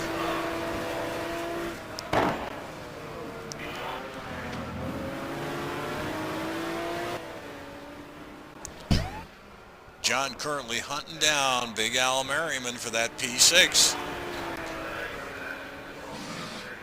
Al looks like he's been beat up tonight. The side of his car, the left side all smucked in.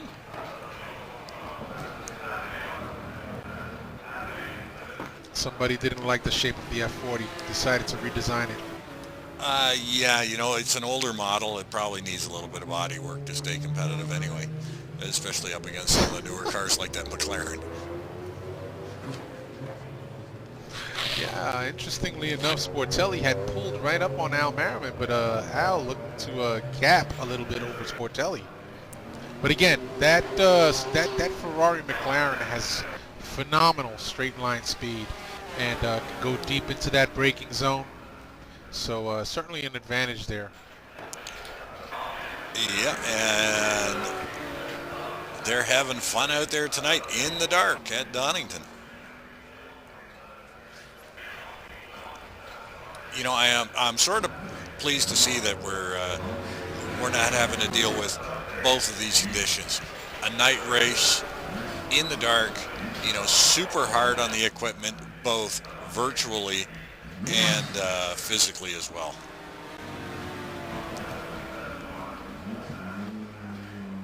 Guys, I have a bit of a question. Alex, what are you doing Go here? ahead, Alex. Asking questions. How much weight does Ezra have? Wow. Second. 0. Okay, cool. Thank you. You're very welcome. Alex White, folks. Boy, oh boy, not only can he drive the wheels off a shopping cart, this guy can chew gum and walk at the same time. Unbelievable. I do my best. Cheers, guys. Cheers. And I've just cycled back. Brad has got us to tune back in. He has got Schleif on the inside, and Ryan Schleif makes the pass on Prado. That is a phenomenal battle that's going on with Marty Eiran right behind Prado now. Going to look to put a move on Prado as well.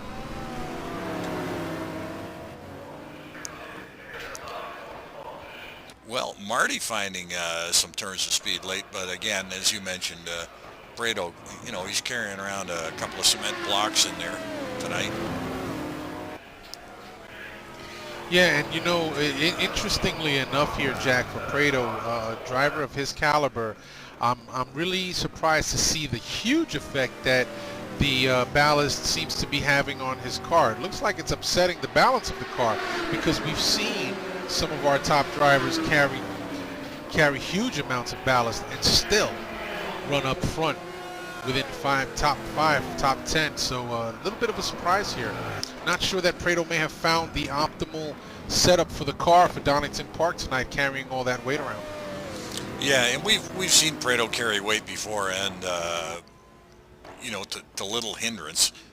So you may be right. It may be a combination of setup and track, and maybe even tire selections here that have not played out too well for Andre Prado tonight. But don't worry, folks. He'll be back on top in the races to come. Yep, you yanked the words right out of my mouth. I was thinking tire choice as well. So certainly some things to look at here for Prado for the next race if he's still carrying any weight for that race. Although, based on his position now, he may be losing, he may be shedding a lot of that. Yeah, and that is one of the benefits, if there is a benefit, of finishing out of the success ballast zone, and that's about all you get for finishing out of that zone.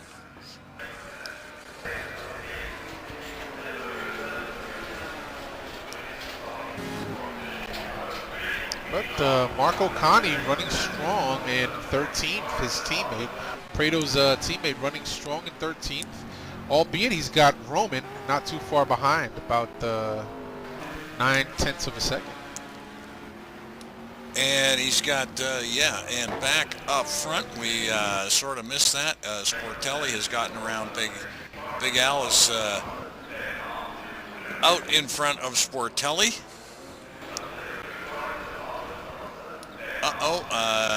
John, someone in my pit box, BS. That might have been John Ludden.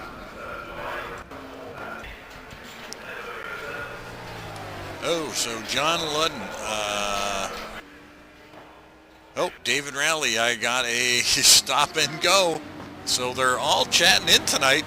I don't know how these guys do it, but they're sending us and a lot of traffic going through there on board with John Ludden, as he's going to be searching for fuel soon. Oh, I'm sorry, John Waffle.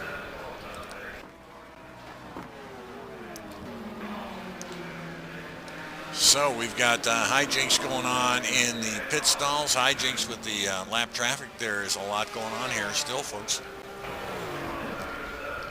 Well, I got to tell you, it's interestingly enough, in Monza, I also had that situation happen between, I believe it was myself and Marty Eiran, where I was in the pit and Marty Eiran came in. We were sharing pits that day. I had the blue light coming in, and apparently he did too. So interesting happenings going on.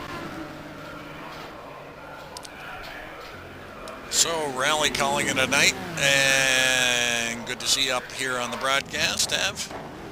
Hope you had as much fun as you possibly could. We're on board now with Rich Roman, as he is in the P14 hunting down Marco Cani. Just a quick update on P23. Sergio Calderon, unfortunately having a very, very bad night of racing.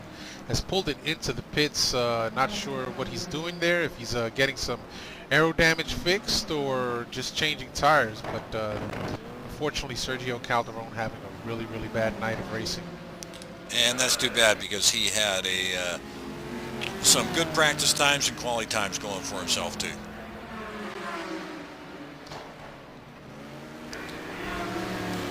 Rich Roman all over the back of Marco Cani. Yep, and Rich Roman actually the last of your cars on the lead lap right now. P14. Everybody else is a lap plus down. So this little battle going on here could get interrupted soon by our race leaders, who may end up coming through. And a real quick update up front, Alex White diminishing that 5.5-6 second lead now down to 3.7 seconds. So Alex White certainly making up some time trying to catch Eiran Parsons here in the second stint of the race. Currently working on lap 40, and again a scheduled 62 laps, when we are on track to complete based on lap counts for 62 laps. So certainly some time to make up, even more time for Alex White as he pushes really hard. Yeah, and as White is pushing hard, someone else is too in the P5, and that's John Ludden. John Ludden closing the gap up on Chris Moses. Yeah, he is now 1 second behind Chris Moses. Interestingly enough, jumped right on board, as you mentioned that, Jack. And John Ludden certainly upsetting the balance of the top 10 on a week-to-week basis by driving that Corvette C5 phenomenally as he's doing right now. Yeah, doing a great job out there tonight. My hat's off to him. Great to see some of these newer names out there at NAGP challenging our resident extraordinaire drivers and rising to the top with them. It certainly is good to see that, Jack. Just goes to show that the diversity here at NAGP is second to none. And certainly secret sharing among the top drivers, probably at a minimum, but nonetheless, these guys are always willing to help you. And my attitude is that I will give you all that I've got, and I will share with you all that I got, because you still got to outdrive me. Not that I'm any good at driving, but nonetheless, you still got to outdrive me. So you had to bring up that secret thing again, eh? Okay. So I'm going to have to pay. I'm going to have to give Alex White all sorts of loving on the broadcast now because we gave out his start secret. Or we didn't, I did. I'll take the blame, Alex. I look at it this way, Jack. I look at it this way. You can give out the secret. You still got to outdrive the man. And using launch control, using the pit limiter on launch, certainly no easy feat to accomplish. No, but you know what? It's definitely something I'm going to try. Well, it doesn't do me any good anyway. You know, from where I start, it wouldn't make any difference. But we do have John Ludden all over the back of Chris Moses.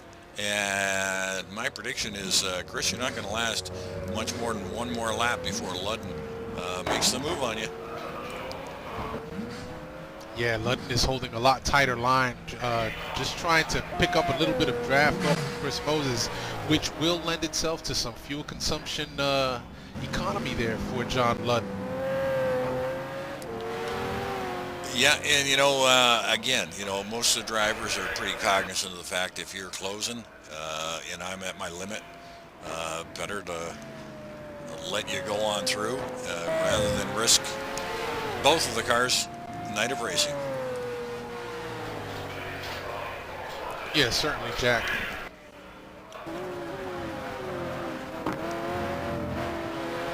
And it looks like Moses and Ludden coming up on some lap traffic a little bit up ahead. Ludden on the inside. Chris not easing up though. It's a drag race into the S's. Wow. And Chris holds the position, but that was a battle for that spot. Ludden, a little swing out there. Yeah. I think it's more to take a look ahead.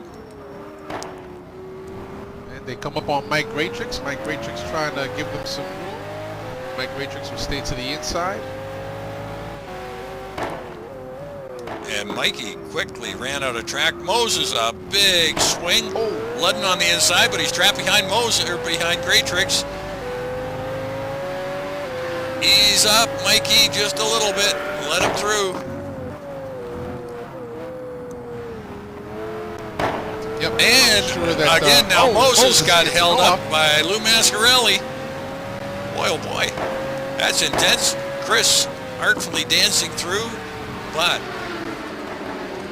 Ludden makes out on that one. Well, they both got held up. I think, you know, no harm, no foul. They were both held up by two different drivers, but Ludden has come out on top.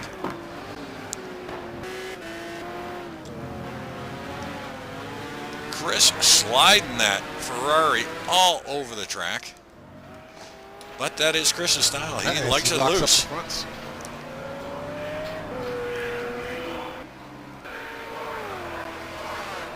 But boy, that Ludden, it just lights that Corvette up and is pulling away.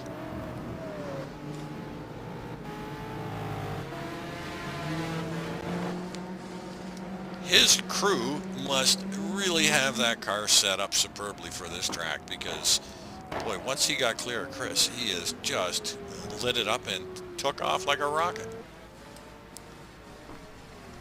Now, do we have... David Poole setting the fastest lap just now with a 125.7. Wow. Now, does Ludden have a chance of running down David Poole?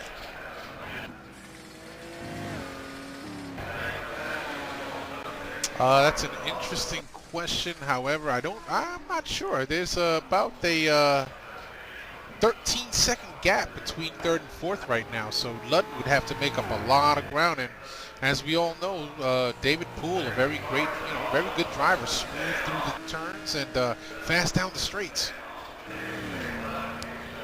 And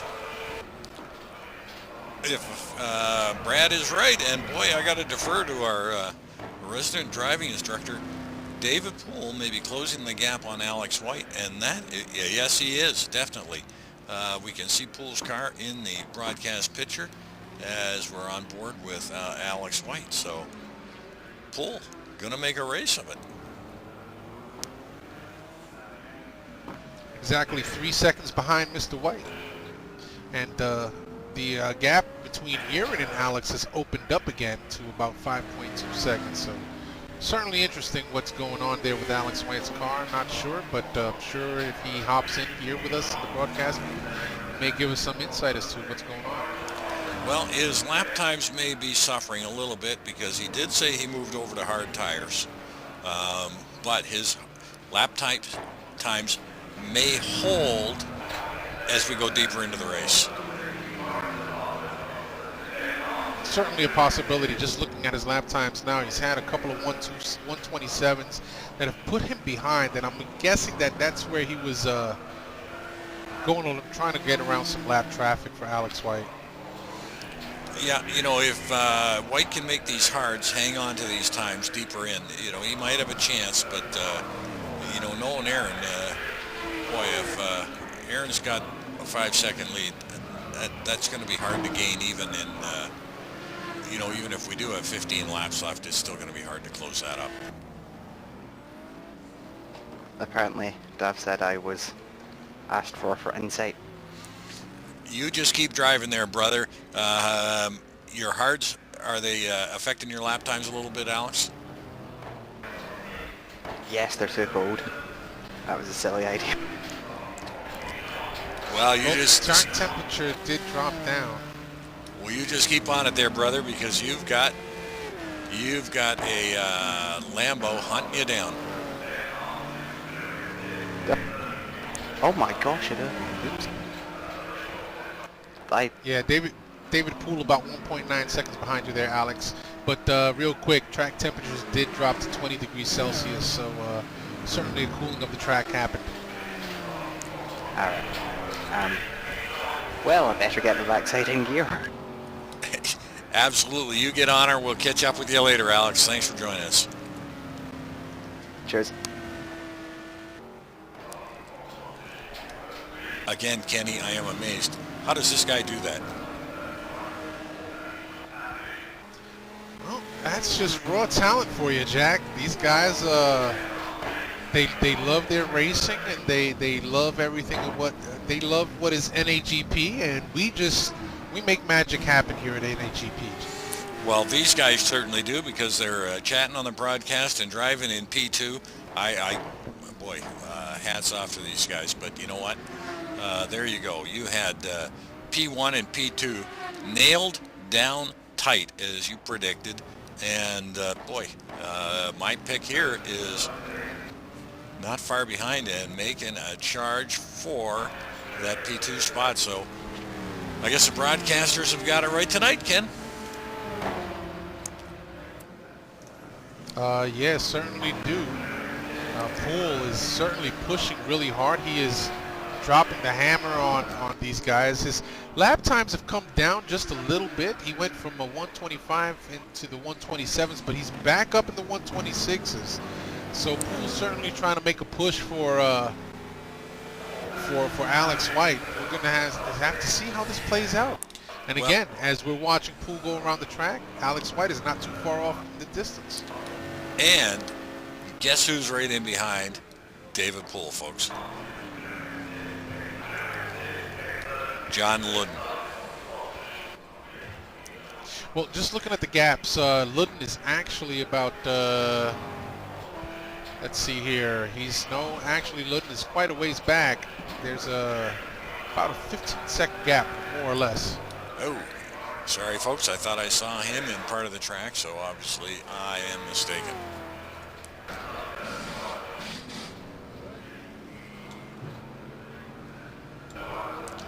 Well, we are pretty much fully dark. Why don't you give us a rundown on positions, Ken? Yep, absolutely. So in P1, Eiran Parsons certainly putting on a clinic tonight. Alex White in P2, David Poole in P3. John Ludden amazingly running P4, Chris Moses in 5th. John Sportelli in 6th, Al Merriman holding down P7, Ryan Schleif from the back all the way up to P8. Andres Prado now making some improvement to P9, Marty Urin in 10th. Gregory Myers holding down the 11th spot, Juan Monroy in 12th. Rich Roman in 13th, Marco Conti down to 14th. Johnny McIntyre in 15th, Andres Colin 16th. Mike Graytrix moving up now to P17, Gup Douglas up to 18. Kreshnik Halili running 19th, Dan Wilkerson in 20th, Jonathan Cuppett 21st, Paul Hall 22nd, Lou Mascarelli in 23rd, and Sergio Calderon in 24th, and that is your running order. Well, very well done, and a beautiful track out there tonight. Like I said earlier, thank God we're not in the rain for these guys. Yep, certainly. I remember last season GT1 cars suffered. They had to suffer through it, Jack. There was more rain than I care to remember in the season 20 GT1 series. So it's good to see them get a break from that this season, race on some dry pavement, and really put on a good show for our viewers. Well, I am on board with David Rowley, who is closed up behind White Lightning, Alex White, who's been kind enough. Alex taking it off track. David getting a run on him here, but Alex been gracious enough to come up and give us some insight tonight. But Poole all over him, and I'm looking for a pass. Is going to happen imminently because I don't think there's any way that Alex is going to be able to hang on to this with the cool temperatures and hard tires.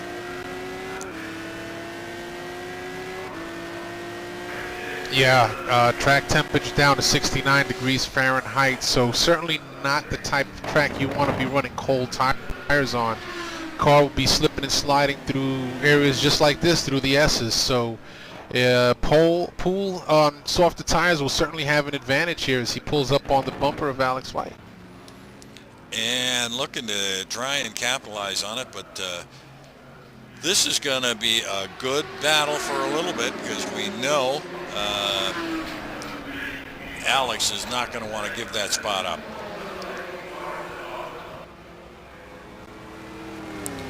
And Steve-O posts up. Alex should have gone long on the hards and then on the mediums to finish. And he just got it a little backwards tonight, and he was gracious enough to admit that not one of his best strategic moves on tire selection tonight. Yeah, absolutely, Jack. And we're just watching Poole trying to put a pass here on Alex White, and Alex White just pushing as hard as he can on those hards right now.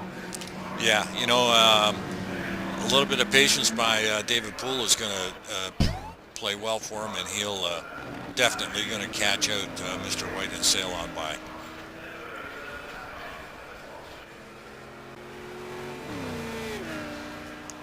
He had the pace to catch him, so he's definitely going to have the pace to pass him. So just a little bit of patience needed now, David, and you'll be up into P2.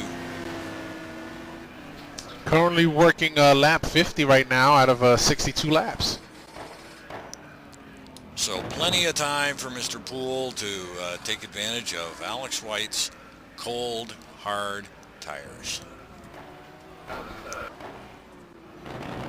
A little bit further back in mid-pack right now, just jumped on board with Greg Myers and Marty Urin. These two folks right now separated by 3/100ths of a second, so they're just right on each other's bumper. Gregory Myers sniffing fumes off of Marty Urin's car as the race is starting to wind down now with the last dozen or so laps. And I just caught up with that action. Thanks, Ken, and you are right. Mr. Smooth trying to put the move on him.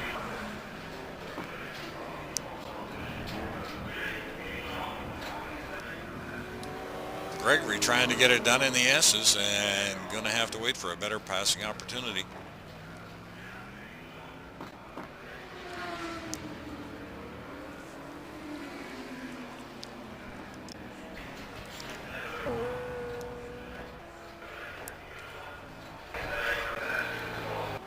So cycling back up, all quiet.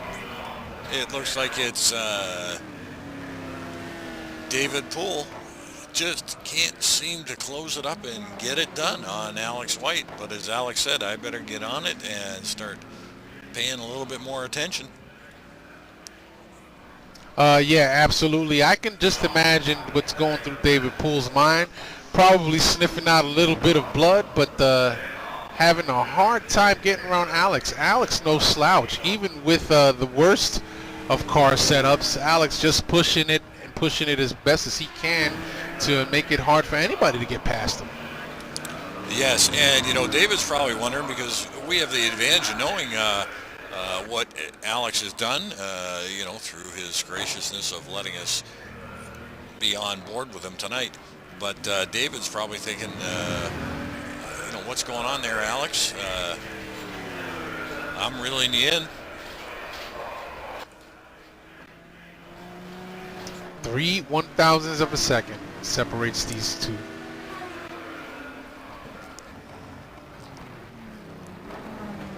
Well, this is what it's all about here at NAGP, folks. If you want to join us, you get in touch with one of the admins and grab one of the cars. There's still lots of cars, lots of grid spots left. Even though we run upwards of 40 cars at any one night at NAGP, there's still room for more, so come on out and join us. And I couldn't have said that better myself, Jack. The more the merrier. And the other thing, you guys out there, you know, if you're enjoying what we're doing here, NAGP's run by donations, so pony up, pull a couple of dollars out of your piggy bank and make a donation to NAGP to keep things going here as we watch David Poole looking on the outside, and looks like boy, Alex is running a really defensive line through there, not giving David much at all. Nope, not at all. Not at all. Not that we expect him to. I sure wouldn't expect that out of Alex to do anything other than run a defensive line at this point.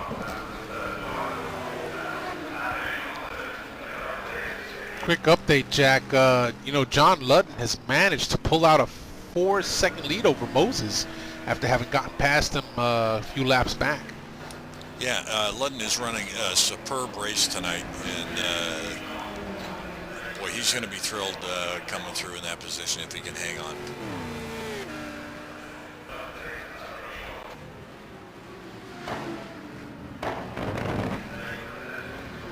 Eiran Parsons up front, 7.5 second lead over Alex White. Alex White with David Poole all over his back bumper. Yeah, at this point, you know, I'm wondering if David Poole is just saying, oh, God, you know, please, let me through. I think I might be able to reel this guy in, but every lap that goes down, it is just getting farther and farther away from being a possibility. I don't know. It's an 8-second lead from first to second is very hard to make up when we have only 8 laps left to go. Yeah, it's going to take a huge mistake on Parsons' behalf to let these guys get anywhere close. But here we are coming up on some lap traffic. It looks like Alex White getting around his teammate there. Always dicey at the best of times as David Poole gets around as well.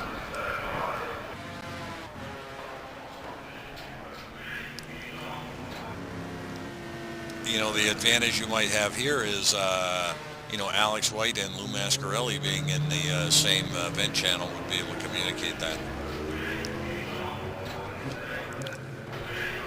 Yeah, most certainly. Most certainly, Jack.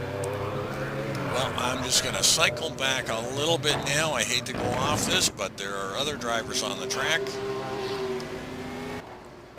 Ludden in 4th. Moses in 5th. Sportelli in 6th. Al Merriman hanging on to 7th. Ryan Schleif in 8th. Andre Prado in 9th. And Marty Eiran in 10th. And Marty still being hounded by Greg Myers. Juan Monroy in 12th. Rich Roman in 13. Mark O'Connie in the 14th slot. McIntyre in the 15. Andre Cole in 16. Mike Greatrix 1 out of the points in 17. Oh, quick update, Jack. David Poole has an off. And I just picked that up. Cycled through quick to grab that. Certainly gives Alex White a lot of breathing room as the gap gets extended to about 11 seconds now. Wow. Now, sorry I missed that. Were you on that action, Ken? Yeah, I certainly was. I was just cycling back to David Poole, and it looks like he may have missed his braking point as he went off into one of the hairpins. Great, exactly the information I wanted to hear. I'm glad it was, I'm glad it was self-imposed, if you know what I mean. Don't wish ill on anybody, but better than bad contact by anybody.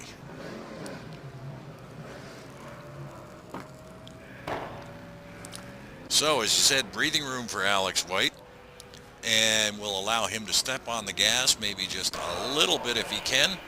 And you can bet Alex White's probably trying to cook up some heat in those tires anyway. Yeah, absolutely. Absolutely he is. Couldn't get them to heat up no matter what he was trying to do, he said. So, yeah, 68 degrees track temperature right now. Hards are certainly not the optimal tire for this track temperature. So, I just jumped back to leaderboard, give everybody a look here. Parsons out in front by 10. And White out in front of Poole by about 10. And Poole out in front of Luden by about 10. So we've got 10-second gap between the top 4 cars. Chris Moses is only about 4 seconds behind John Luden. And John Sportelli about 7 seconds back of them. Al Merriman, Schleif, Prado, and Marty Eiran are your top 10. But we've got Myers and Eiran in a close battle for P10. And I'm just going to jump on board with those guys.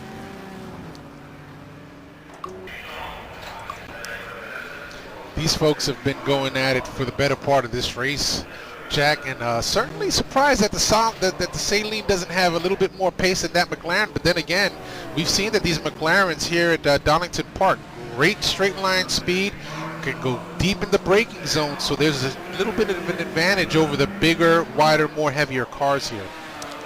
Well, and that being said, you know, my Monday night teammate there, Greg Myers, he will be the first one to admit he is not the quickest driver out there in NAGP, but definitely one of the smoothest. So in the long run, Greg's good, smooth, consistent driving style usually does. It brings him up to top 10 positions week after week after week. Yeah, Jack, and you mentioned the key there, consistency. You don't have to be the fastest, but as you continue to be consistent, that speed will come. And we've heard it mentioned by many of the top drivers here at NAGP in the forum many a times. Focus on your consistency. Focus on going faster. Don't worry about the lap times, but focus on your consistency. The speed will come. Definitely, and I'm not saying that Greg Myers is a slow driver by any stretch of the imagination. As Greg has a look on the inside of Marty and pulls off a beautiful pass. Marty trying to come back, but Greg takes it wide. Marty spins the car. Marty with a huge spin, trying to come back, but that's allowed Greg to take off up in front, and Juan Monroy takes the 11th spot away from him as well. Yep, he certainly does. I was just about to mention that, Jack. Juan Monroy, one of the beneficiaries of Marty Eiran's spin there. And Rich Roman not too far behind, it looks like. So, Marty, your troubles are not over as we get into the closing laps of this race. And, I guess it was just a big comeback effort after giving up that position, trying to take it back rather than settle down in behind Greg and wait for his opportunity.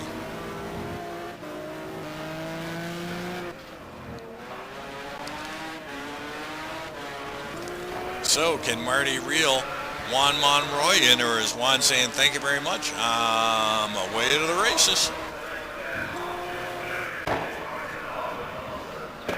Well, there's an almost 2-second gap there, 62 lap race, and we are currently working lap 58. So there's a little bit of time to make up some of that time that was lost. Is it enough? Well, you know, the way the tires may be wearing, these guys are definitely out on mediums, I would imagine, other than our Mr. White, but there may not be much rubber left on the road right now. Yeah, certainly not. These guys, Marty Eiran getting a slight timeout there. Just was on board with Marty, but certainly these guys pushing the cars to the limits, and the rubber certainly wearing, no doubt about it. Yep, and as we said earlier, Marty's night's not over because Rich Roman has got his sights set on that and said, I'm coming. Hang on.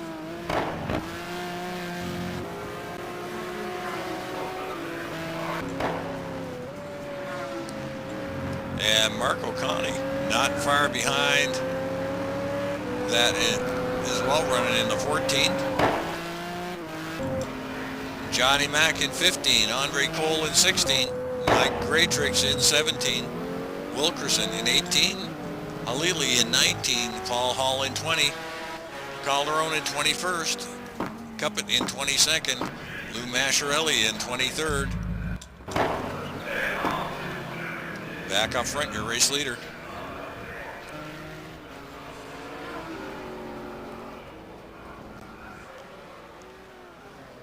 Well, out in front because of a technical error on the part of Alex White, Aaron Parsons running away.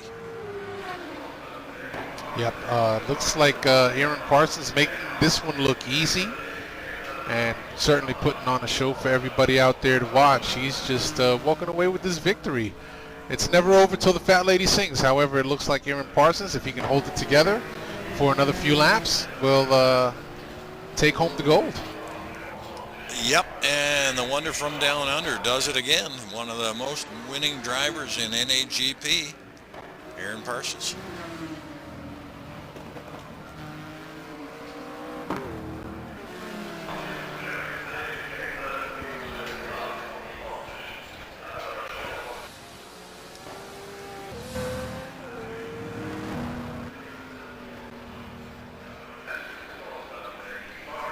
Just jumped on board with Al Merriman real quick, and it looks like he's trying to make up some of that ground on Sportelli now in these closing laps.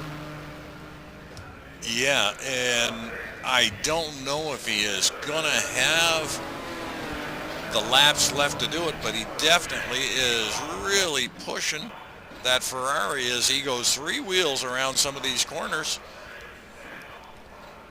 That inside front wheel is coming off the track in the corner, so Al is pushing the limits of the grip, and he is all over the rear end and got the inside on him, and he has taken that position from Sportelli in a brilliant pass.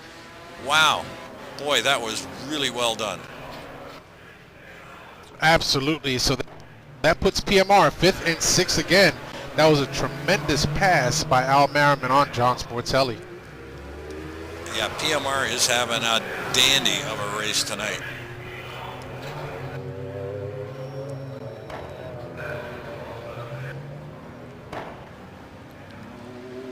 Now, a little farther up, that John Ludden is, oh,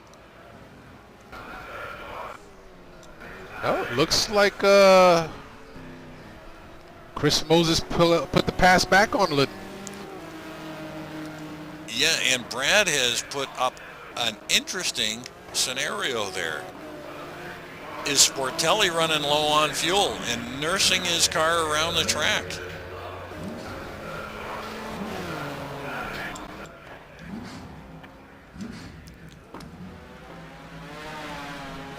That certainly is an interesting concept. Well, he is definitely nursing that car. And Brad says Ludden is going to be close on fuel as well.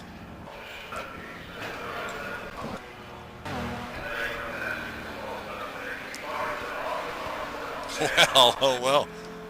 in trying to gain some pit lane advantages and short filling the cars. This could come back to bite these guys.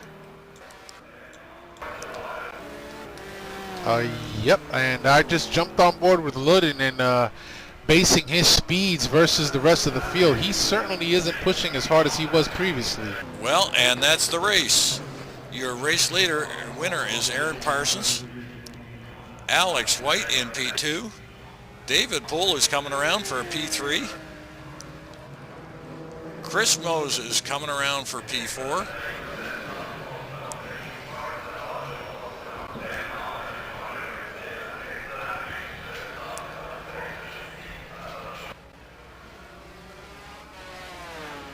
Man, Ludden with a top 5 finish, not well, bad.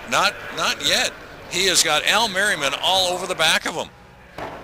Al is looking to make a last, but not enough. Boy, oh boy, that was close. Sportelli in 7. Schleif coming around for an 8th. And that is a great drive by him after his unfortunate drop and having to start at the back of the pack. Andre Prado carrying that elephant around tonight, coming around to take P9.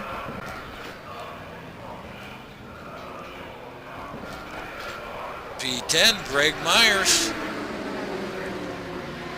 11's going to be Monroy. Marty Eiran in 12th. Rich Roman following him in 13th. Connie's going to end up in 14th. McIntyre's 15th. And Andre Cole in 16th. Well, what do you think about this race tonight? Very interesting indeed. Eiran Parsons, Alex White having had gone head-to-head for the better half of the first stint on this one. Very interesting indeed. And Alex, is that you? Yeah. Great race on those ice tires you had out there. That was a really bad decision. Yeah, it just completely froze. And I've got Ezra to come down to the channel so he can interview him. So cheers guys for doing the broadcast. Mr. Parsons, are you there? Yes, Jack. Superb race. Unbelievable. Again, not a surprise to see you up at the front. How was it out there for you? It's really good. I kind of, in practice before this race, I kind of went back to basics. Set up, sort of happy with how the car performed in previous races. And I actually figured out really how to set up the car. The car was perfect. The weather worked out for me.